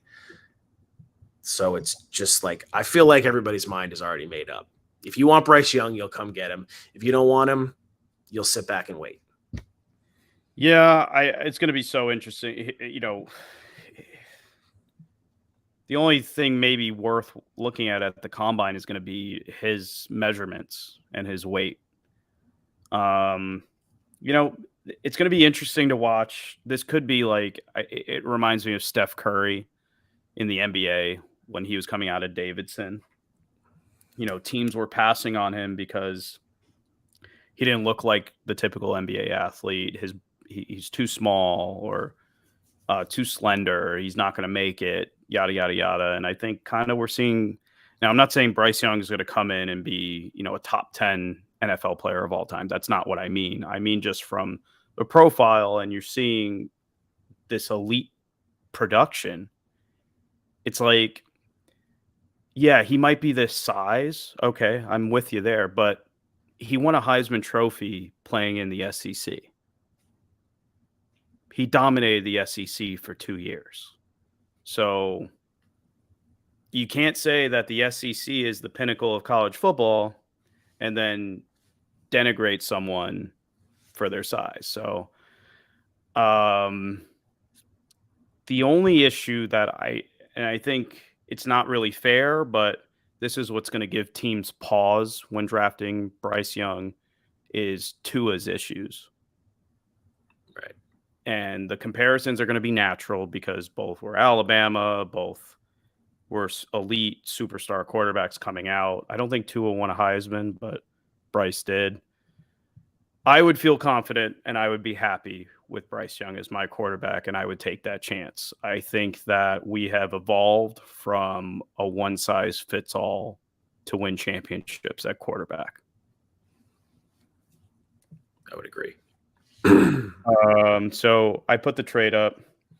We have side one being Javonte Williams, Treylon Burks, Darnell Mooney, the 112, 208, and 212. Rookie picks 112, 208, 212.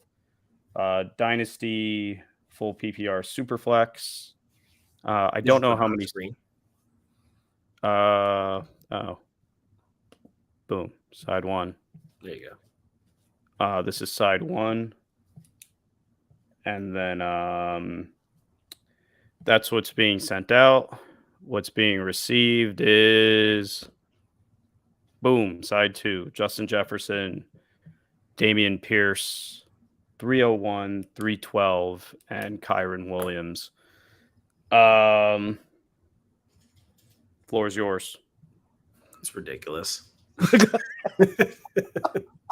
Justin Jefferson's like a top 8 pick in Dynasty right now.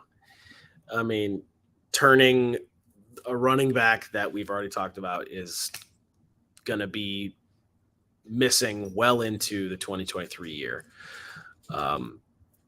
Just quick disclaimer, they completed this before that blurb came out about Javonte on Sleeper. Oh, okay. That's right. Yeah, but a late one, a handful of twos, and Treylon Burks. I mean, to get the best dynasty wide receiver, you have me. That's fine. And I don't think I would. I don't think I would trade Jefferson for the entirety of the other package alone. I don't think I would. Right.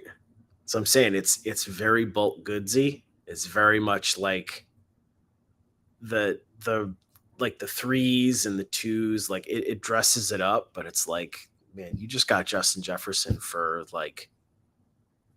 a watered down 2 first-round picks. So 3. Yeah, I want to just kind of say how I broke it down. I think Javonte and Damian Pierce are equivalents. They're in the same tier for me. Yeah. They're in the same tier for me. So I can cross those two off. You know what I mean? Mm-hmm. Those two, eliminate them. They're equivalents to me. The 301 and the 208 are equivalents to me. We're talking about a difference of about 4 selections. Whoop-de-doo-dah day. You know what I mean? So you dropped from the 212 to the 312. So you traded around.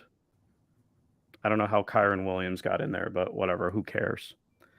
That leaves us with Treylon Burks, Darnell Mooney, and the 112 for Justin Jefferson. Yeah. I mean, if you're a Burks truther, I kind of get it. Even if Burks is the wild card, you really got to make up ground if you're making this deal for Burks. And that's the thing. It's like there's nothing about just the reason why Justin Jefferson is so unobtainable in normal circumstances is because there's no reason to move off of him. There's none. He fits every build. He fits, anything that you want to do. I was trying to tear down to Amon-Ra St. Brown from Jefferson. I was trying to construct a trade. Do you know by how many points Justin Jefferson outpointed Amon-Ra in PPR? I know that Amon-Ra was not one of the 4 that was even in the same stratosphere. Cooper Kupp would have been there, and then it was Chase and not Chase production wise, but no, I don't points know per the game. difference. Yeah. He outpointed Amon-Ra by 100 points. Yeah. Yeah. And that's why you need to look through the rankings. It's just a number. It's so hard. And this is crazy to me. Like if we know it's Hammy's trade, and if Hammy, sent this to me, I would probably unfriend him. Yeah. And I mean, I'd be like, like, just really what pushes it over the edge for me is that, yeah, you're giving up, because I was a big Javante guy, but you're giving up that whole package and still bringing home a high to mid RB2 at the end of the day. yeah, you Like, still get that's where you Damian sell it. Pierce. Yeah, I mean, and that's granted, wild. he could not have a role. Here's my issue with it. These guys could all come up as nothing. You know what I mean? They could all come like Yeah. everybody could go belly up. You know who's not going belly up? Justin Justin Jefferson. Jefferson. Everyone else could be obsolete in a year. Like there's a world where Javante is RB40 next year because he's just hurt and doesn't play. Damian Pierce, RB40 next year because he new regime and he lost his role. Treylon Burks, wide receiver, I don't know, 50, just because new regime. Doesn't matter really. I'm just new regime doesn't like him. Darnell Mooney, wide receiver 50, Justin Fields, can't find him. Rookie pick, bust. Rookie pick, bust. Rookie pick, bust. Rookie pick, bust. Rookie pick, bust. There is a world where all of this goes bust. And you know who won't go bust? Justin Jefferson, because even if he tore his ACL in week 1, he'd still be a dynasty second round pick the next year. Yep. So, yeah, that trade just it makes me angry that I choose to just play in leagues with degenerates and sharps. I cannot wait. You know what? I'm not going to do any more leagues with you. I'm not doing any more leagues with anyone in our leagues. No, Okay. I just want to go play with fish. I want to go NFL.com. I want to go have fun, and I want to just go. I want to show you guys what I can do when it's just a bunch of fish. That's what I want to do. I'm tired of having to use my brain because you know what else sucks since we've started doing this? Like how all of our league mates will watch us and then use our logic against us. Yes, absolutely. It's like, oh, great. Thanks, guys. Why do I even make a podcast? Next trade. Let's do your trade next because I think this is important. Yep. Side 1. Who's waivers just ran. Oh, I don't even look at those. Did I get anybody? No, not in. It was the league that we just drafted. Oh, really? Yeah. I have so many picks that it doesn't matter. I like my movement. I like that I have all the like third and fourths. I'm gonna hit on somebody. Mm-hmm. Especially because it's pre-draft. All right, so you traded Kyler Murray. Yep. And you received the Ram stack and the 206. Yep. So for this particular roster, I'm all in. I'm trying to win. I had a big hole at receiver. I had fallen prey to the Calvin Ridley situation. I also had Rashad Bateman get hurt. I had a lot of guys get hurt. I had to, but I had the rest of the squad, ready to go. But oh my God. Hey, what's up, Lums? Yo! We do know what time it is. We do know what time it is. For me, I'm on for you and time. I, not for him. Yeah. Yeah, I'm on Pacific time, so I have a little bit more of an excuse. But yeah, so I had a massive hole at receiver, and I need to capitalize. I've got, Travis Kelce, Austin Eckler, Nick Chubb. Blooms don't go anywhere. We're about to do your trade. Yeah, that's next. So I mean, I gotta make it count. And so I was looking at a bunch of different offers, and I knew that I was going to be moving Kyler because not expecting him to be ready for the regular season. Wasn't all that big on him anyway. We've talked a lot about Arizona kind of just, letting the cards fall and rebuilding. But the other, like, I wanted, some bankable production that I could get now. I think Cup's going to do that for me. I also made this trade at a time where I wasn't quite 100% sure if Stafford was going to be back. So that was kind of on my mind too. Yep. The other trade that I had was almost the exact same structure. It was, I think the second was a little bit earlier. And instead of Stafford Cup, I had Trey Lance and Calvin Ridley. So I sat on that one for a long time.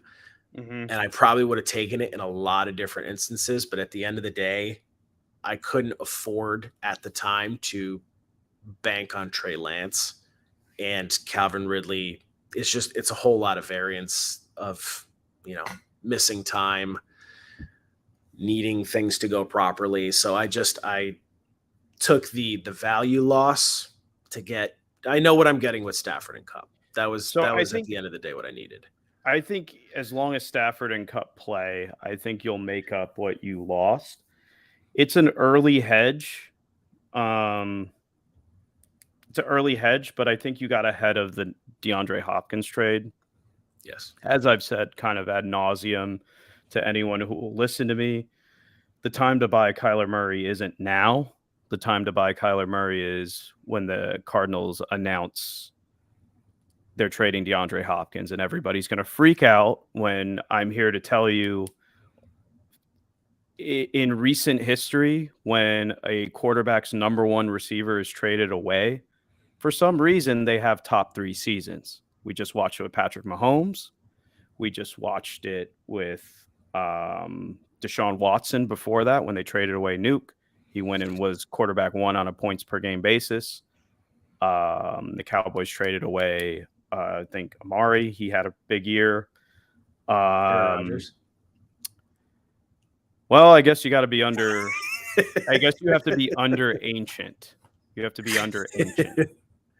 But I guess the caveat to it is you have to hold on to a modicum of a pass catcher because Rodgers had nobody. But it's a fair point, Rodgers. Yeah. But I don't. I think this is fair value, if I'm being honest. And this is where rosters come into play. And you identified, hey, I need to get in front of this. If I'm going to compete, this is a win now roster. The biggest thing with Stafford is Sean McVay going to come back? Because I think Stafford could have come back this season. I know he had a spine injury, but I think that was kind of hyped up a little bit. I think he could have come back. I think Cup for sure could have returned this season, but there was no point. Yeah, I think Kyler's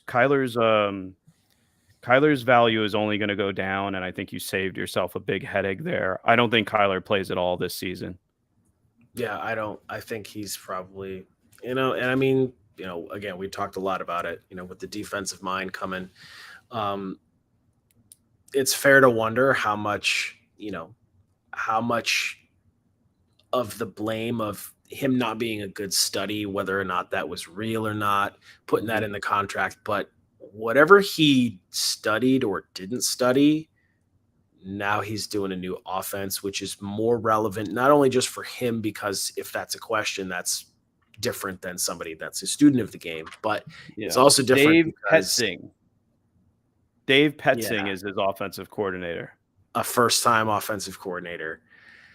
Famously Cleveland's quarterbacks coach this season.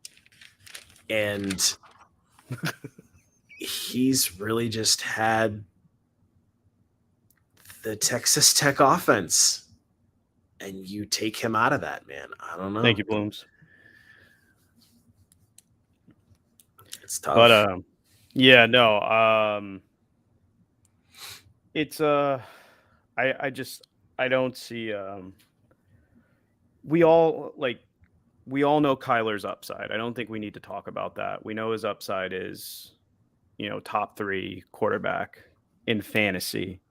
I think he will continue to be a competent fantasy quarterback, but it's really hard to see Arizona's roster construction. And, ACLs are nothing to joke with. We just talked about Robert Griffin. Will Kyler run afterwards? I don't think he has a choice if he wants to be successful. But I think it stands to reason that there is more risk out there than we are seeing the market buy Kyler. They're not extra. There's no caution. We just saw him go at the 203, 204.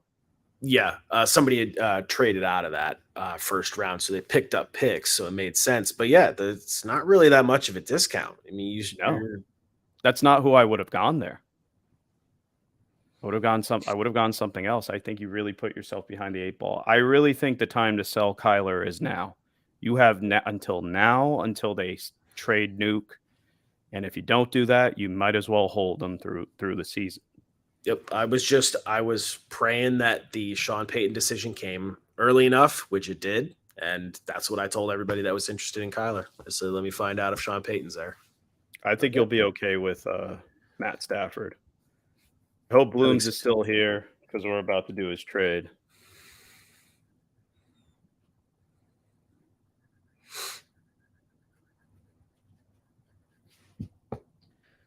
And, why am I not tired? I mean, I know I was doing this in the while I was on vacation, but now I can just do this all the time. All right. Yeah, there you go. Blooms is here. Yay. Yeah. What happened? I just posted it. Yeah, it came through. Oh, there it goes. So side 1. Jimmy Garoppolo, Devontae Swift. Devontae Swift. 110 and 208.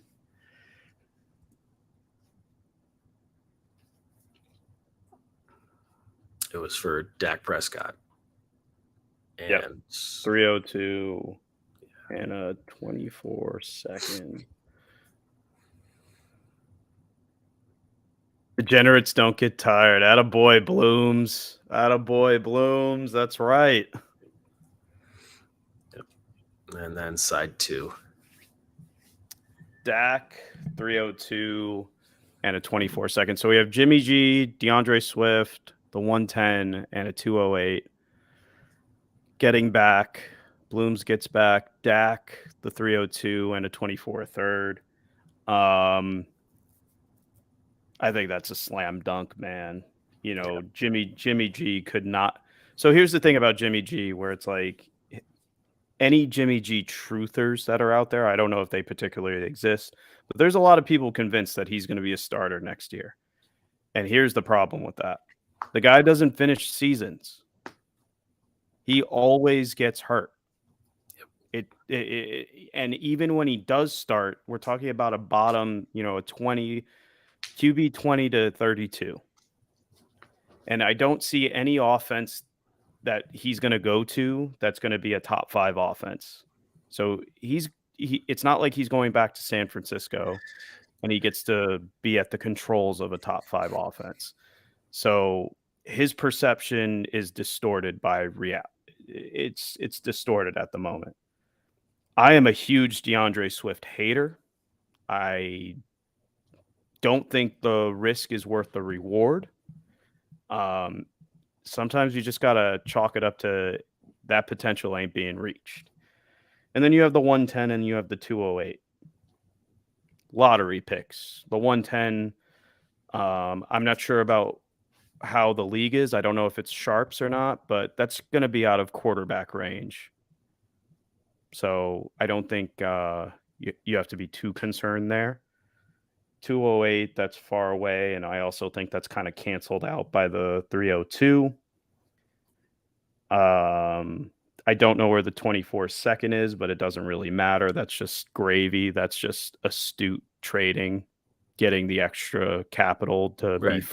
I threw that in there because you're insistent on taking my 2. So here. Yeah, that's give me that back. That's just fluid. And look, you have a chance. That's gamesmanship.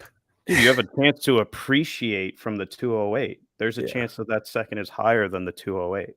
Do you know what Jimmy Garoppolo's fantasy career best is in 16 games? 27 points. Well, ranking. Oh. Oh, no, not single game. No. I thought you meant single game. 27. That would be really bad. Now I want to know, but that would be I can't get that answer right be now. my total. No, he's already had one that was better this year. Oh yeah. No, he finished QB 14 the last time he played 16 games. Jimmy Garoppolo is dead for fantasy. I don't know who needs to hear it. So I'm not worried about him getting a starter gig. Use that to your advantage. Even with what we said about, the Cowboys probably taking the ball out of Dak Prescott's hands, you're still probably gaining a safer floor with Dak on a decline than you are with Jimmy Garoppolo. And it's costing you, if Swift lands like in Denver or something, that might sting a little bit, but you're getting the quarterback. That's all you need to know. Yeah. That's the long and the short. This is a great deal to make. And again, it's kind of like the first trade that we were talking about. It's very bulk goodsy. Like you got a pretty much safe top 8 to 12 quarterback for fantasy for Flotsam and Jetsam. People are uneasy holding these players. And sometimes it's just worth sending out a deal like this to see if you can get anything done.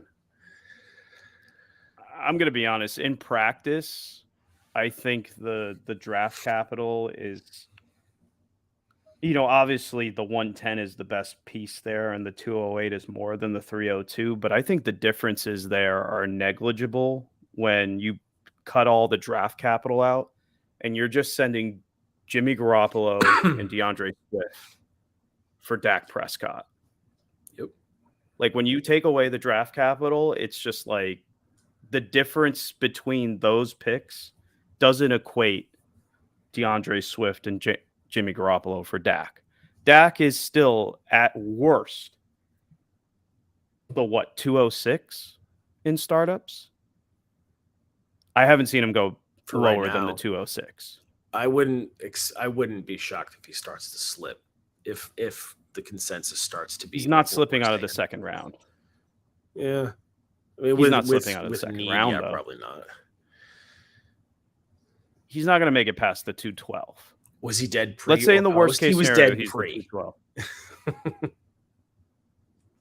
212. He was in the most efficient, best quarterback-friendly offense the league has ever seen, and it just made Brock Purdy look like a superstar until he shredded his elbow. And he still is ass. End of story. Still wasn't a QB1. Still not a QB1. But what I'm saying is Dak at worst, in the worst of worst, I think it's 206, but let's say 212. What's Swift? If he win the fifth round in the one we just did? Fifth round? I think that's ridiculous. I think that's ridiculous. I think Swift is closer to a 7th round startup. I think he's closer to the 701 because I wouldn't take Swift over any of the wide receivers that went after him in our startup. I would take Terry McLaurin over DeAndre Swift. I would take DJ Moore. I would take George Pickens. I would take a lot of those guys over DeAndre Swift. And Jimmy Garoppolo is what? I don't know, a 12th round startup pick. So Blooms, by my unofficial calculator, you sent the 701 and the 1201 for the 212. Yep. Congratulations. He's just got a hit on that 110 or 111, whichever one it was. He's just got a hit on that, but good luck. Shot callers in the house. Oh, yeah. What up, Ben? What up, Ben? Just missed our trade breakdowns. I think we got one more to do before we wrap it up. The world really needed Purdy to hoist that trophy this year. Would have been glorious. No, because that We're I building a think legacy of our own, and it's that Kyle Shanahan can't close the door. He can't finish the job. I don't think Brock Purdy would be the best quarterback in the XFL. Probably not. I guess we could post this trade. Bill Cosby. We got a Bill Cosby alert. I don't remember this one, so. Side one. Oh, right. No, now I remember. I suggested Side this one. Quentin Johnston, the wide receiver with the highest bust potential in this draft, who I think is severely dependent on wherever he gets drafted. If you tell me the Chiefs draft him with the last pick in the first round, maybe I like him. But outside of going to the most optimal landing spot with a elite of the elite quarterback, I think Quentin Johnston is a bust waiting to happen. Was traded for Heisman Trophy winner Devontae Smith, aka PPR wide receiver number 9 on the season. And I think it was something crazy, like if you eliminated his first couple weeks where he scored like donuts, he was like wide receiver 5 the rest of the way. Yep. So yeah, it's perception matters, man. It's a weak receiver class, which you should know by now. There's decent receivers in this class. It's weak in that you're not expecting one of these guys to turn into a 1. So the reason why Quentin Johnston's getting billed that way right now is because prototypical size-wise, he's the one that fits that. I don't know if he gets there, but I could never be in a position where I'm selling myself off of Devontae Smith after what we just saw from the Eagles because he's not the one, because AJ Brown's there. Like, I will take that all day long. I mean, I think Devontae is closer to a 1 than T. Higgins is closer to a 1. I think Devontae is more of a 1 than T. Higgins. And we see T. Higgins get all this love. T. Higgins hasn't finished above wide receiver 18. These are facts. This is just what it is. He hasn't finished above wide receiver 18. There's a lot of peaks and valleys to his game, and he does get banged up. There's a reason that Devontae Smith won the Heisman Trophy. Because he's damn good. And for those of you who are, you haven't watched any film, Devontae Smith as a rookie spent a lot of time in the slot. This year, he spent a lot more time outside because the Eagles run a shit ton of two tight end sets. He has to be on the outside. So if you're worried about that, he's already done it. There you go. Yep, guy's great. Cosby. Cosby for sure. I think he's massively underrated in startups. Where did he go in ours? 312. Really? I don't know if I would have let him. I wanted to trade up, but I tried to show some restraint.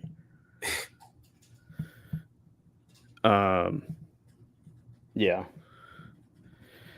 All right. So I think this is, I forgot whose trade was this.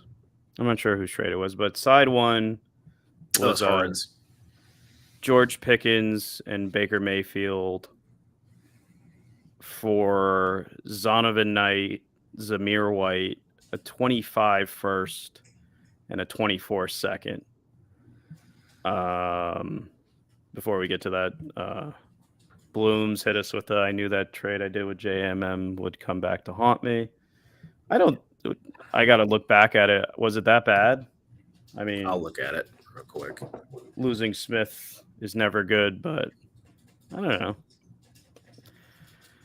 Jalen Hyatt season. I've started to definitely look at some I haven't watched any tape yet, but I've listened to some people whose opinions that I trust, and Hyatt is if Quentin Johnston is the highest bust potential, Jalen Hyatt might be number 2. He is kind of like a Deshaun Jackson type of wide receiver, where he no one's near him, but he does it wherever he catches the ball. Either he runs in a straight line to the end zone, or that's where he gets tackled. He has kind of like no ball skills after the catch. He's not a possession receiver, no yak there. So, yeah. He's an interesting prospect. He's definitely someone to target in second rounds, though. So we got George Pickens and Baker Mayfield being shipped out for Zonovan Knight, Zamir White, 2025 first, and a 24 second. So this one, to me, it all depends on roster, because it's actually bigger than that, because it depends on how you value futures that far out. So I tend to lean with you in the sense that I'm not trading, hot assets for further than a year out. Yeah. But if I'm in a situation where I'm really just trying to like build on the back end, I'm sitting tight for at least 3 years, 5 years, whatever, and I'm really just like paying my dues and shutting the hell up, I do get this. Just because I'm not huge on Pickens, I think the hype is just useful in that it gives you leverage to make something like this happen. Like Bam Knight and Zamir White don't really mean anything. It's really, and to be frank, neither does Baker Mayfield, because I think we've seen enough of them. So it's really just the 2 picks for Pickens. And I don't know. I think Baker gets a job. No, I think he gets a job too, but I'm talking about long term. Sure. He's not really a factor here. So if that's your thinking, it's really just Pickens for a first and a second. And if you have the patience to wait for that, that's what he's going for right now. If you want to buy him right now, he's like a first and second. So Pickens? I think so. Yeah, no. He's confidently a 6th round startup. I've seen him go. I mean, I saw him go at the 408. Oh my God. I've seen him. I saw one. I wasn't in the draft, but I seen him go at the 312. Yeah. And I mean, and it's like the whole thing is like, I hate everything else about what's going on with the Steelers. They're probably going to take another receiver, or they're just going to shake stuff up because they got rid of Claypool. They might restructure Deontay. I heard today, I think. They are going to restructure high Deontay. 2 from the Bears. And the whole thing was like, they kept Matt Canada, like after how terrible that offense has looked. That's the big issue for me. Yeah. I really, and one of my best friends is a Steelers fan, and I feel bad for him. I mean, Matt Canada is literally it's so gross. I mean, I think he might be the worst OC in the league. It's not good. Like it's comical. Like all of the false motions that they run and just jet sweeps here and there, all to just run the ball straight up the middle with Najee, with like one of the worst offensive lines in the league. Like it's not good. So I mean, you're hoping for what? Like Mike Williams? Is that what you're hoping for with Pickens? He's gonna light up your Twitter feed. He has great highlight catches. He's got insane ball skills, like insane ball skills. But you can't live and die on that. You can't. Not in fantasy. I look. I'm not a George Pickens guy. I don't think either of us are. But like I was telling you, like there's a tax for me if I was a betting man, which do I think will accrue more value, George Pickens or that first round pick? I would say the first round pick, but I think there has to be more of a tax if I'm going to send someone who's currently going in the 6th round of startups at worst. If I'm going to wait 2 years, there's got to be a bigger tax than a 2nd round pick. The other stuff doesn't really matter, like Baker, Zonovan Knight, Amir White. None of that really matters. That's kind of like whatever. Even if Baker's a starter this year, there's no guarantee that he holds on to it. So this trade is effectively George Pickens for a first rounder 2 years from now and a second rounder next year. I just need more of a tax there. I'm now. Do you feel differently if it's a 24 first and a 25 second? Yes. Yeah. Yeah, I think I do want too. that higher. The one thing that I'm looking at with the 25 first is, you don't know the rosters, you don't know the specifics of like where that roster could be in 2 years, but isn't that The league could Arch fold. Manning's class or Quinn No, Ewers? And I don't think Art. I think it's forget. Quinn Ewers. It's Quinn that Ewers. far out, I forget. But like I know that draft class has been talked about. It's Quinn Ewers. Okay. It's Quinn. I think it's Ewers. I don't know. Whatever. It's Quinn. It's Quinn's year. Arch Manning is 3 years from now. Okay. Next year's Caleb Williams, and then, but it's still like the league could fold. Like you don't. I don't know, man. Right. No, and I think that's fair, and that's why I said originally when he was asking, I said I would ask for more just to like give yourself some assurance about like just say in case Baker gets a starter, a starting gig somewhere, like just cover your ass. But I'm fine with it just because I'm not attached to Pickens. Bloom said he sent Devontae, Shakir, and a 24 first for Schultz, Slayton, Pierce. It doesn't feel so great right now. That's tough. Yeah. And Schultz had just come back too. He was producing well. Pierce has been, Pierce is fine. Yeah. I remember JMM was trying to. He asked me for a 1 for Pierce, and I was just like, "Nah, I'm cool." Yeah. I agree. I definitely think that his Twitter, the Twitter feed keeps him afloat. I don't think Pickens is more than an 8th round pick based on his production. He's a GIF Hall of Famer too. Like that. Yeah, I spammed that GIF of him in the skin mask when he got drafted in every fucking league for hilarious. Like a month after the draft. Yeah, it's GIF elite. Hall of Famer. It's elite. But I really think based on his production and what's surrounding him, Kenny Pickett's, what is he, Kirk Cousins with wheels at best? He rips a nice seam ball, but yeah, you wonder. It's not great. He couldn't get Deontay Johnson a touchdown. You're not a good quarterback. Ben Roethlisberger was able to make Deontay a top 10 wide receiver. Right. So, yeah, I think that's problematic. Pickens is not great. Where can you get one of these pencils? I don't know. It's pretty dope, though. Might be my thing. This is how I'm going to check off things on the to-do list from now on. You got to have some type of like, slapstick prop, like when we're talking about, Cosby trades and whatnot.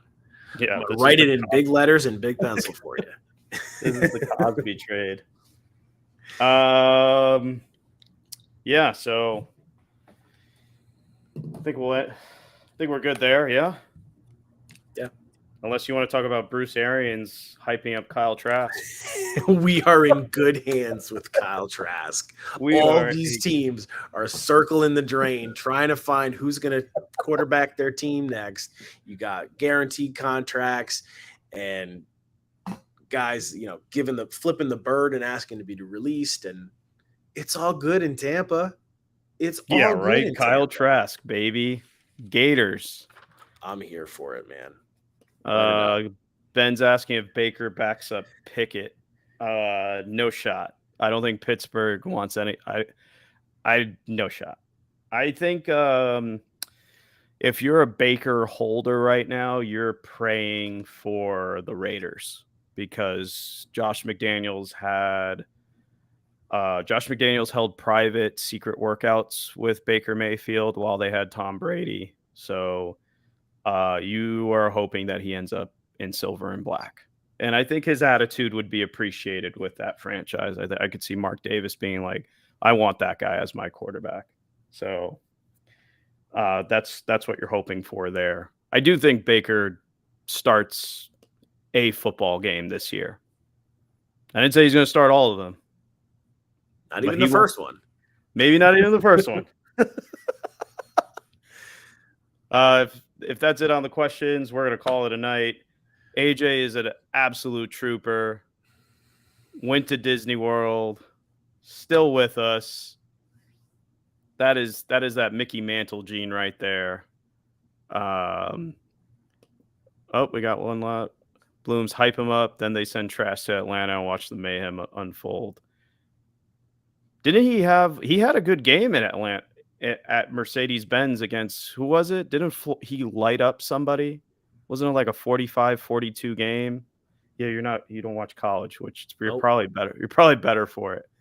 I am better, thank you. I think it was against Georgia where him and like Kyle Pitts and Kadarius Toney absolutely lit up a team. Like it was like the SEC title game. And the Gators went in there and almost upset somebody. It was either Alabama or Georgia. I'm not sure. But the fact that I remember that and my brain's almost done, but we'll take that as a win. You buying Kyle Trask? What round will we buy Kyle Trask? I don't even know where he went. Like, I don't care. I'm gonna say round 17. Okay. That'll work. He's just in that spot where it's like, I'll take him if it costs nothing. I don't have a problem with that. I'll just be wrong. I'm okay with being wrong. I like that. I like Anthony Richardson to Seattle. So does Seattle have one pick or two? Oh, they have two. So where's the second one? 20s. I think they have the Broncos pick, which I think it's up there. Let me go double check. It's so not their style.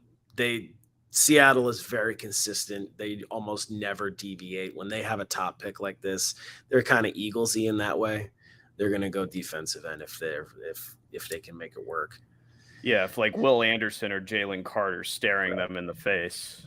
Right. They have the number 5 selection, and they have the number 20 selection. Right. So they're either trading out of it or they're just going defense. That's their DNA right there. Yeah, I think they're kind of victim to Pete Carroll being 70-something years old, and they're firmly going for it. Or falls out of the top 15 and goes to the Giant. I'm here to tell you 15. I'm here to tell you unequivocally, Anthony Richardson is not falling out of the top 15. And in order to get to the Giants, he would have to fall to 26. Yeah. And that ain't happening. You might have missed it earlier, but I said in the last week alone, Anthony Richardson's odds to be the number 1 overall pick have dropped from 100 to 1 to 30 to 1 by sports books across, Vegas. Vegas has him dropping from 100 to 1 to 30 to 1 to be the number 1 overall pick. Does that mean he's going to be the number 1 overall pick? No, he's probably not. But I'm here to tell you that means he's going top 15. Right. Looking at the draft orders, I don't think there's any shot he makes it past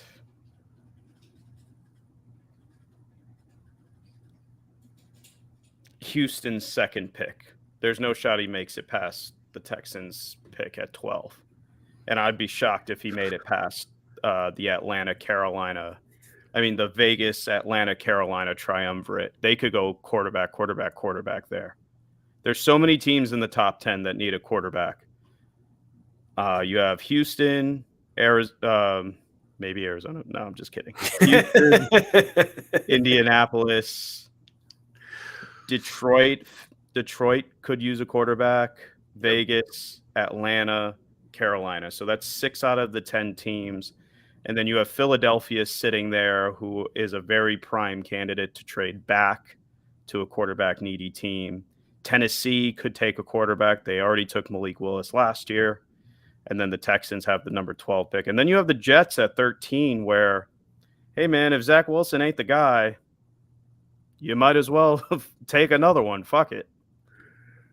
All right. Let's call it. 2 hours and 30 minutes of us here. We did it again, back to back. You're the man. I appreciate you eternally. You just did 5 hours. It's cannoli power, baby. It's the cannolis. All right, my friend. Till next time. We'll be back next week. Oh, Blooms with the research. Florida at number 5, Georgia. Very nice. And Ben says he's got the stats for the Jets to take another quarterback. It would be very Eagles-esque. Yeah, I guess Zach Wilson is Carson Wentz. Look at that. 4-4. Hey, maybe Bruce Arians knows something, huh? Maybe. No. Maybe Kyle Trask to Atlanta is what the fantasy world needs to unlock Kyle Pitts. That's what's holding Kyle Pitts back. That's what it is. All right. Hey, forget about it. On that note, we're signing off here. We'll be back next week, everybody.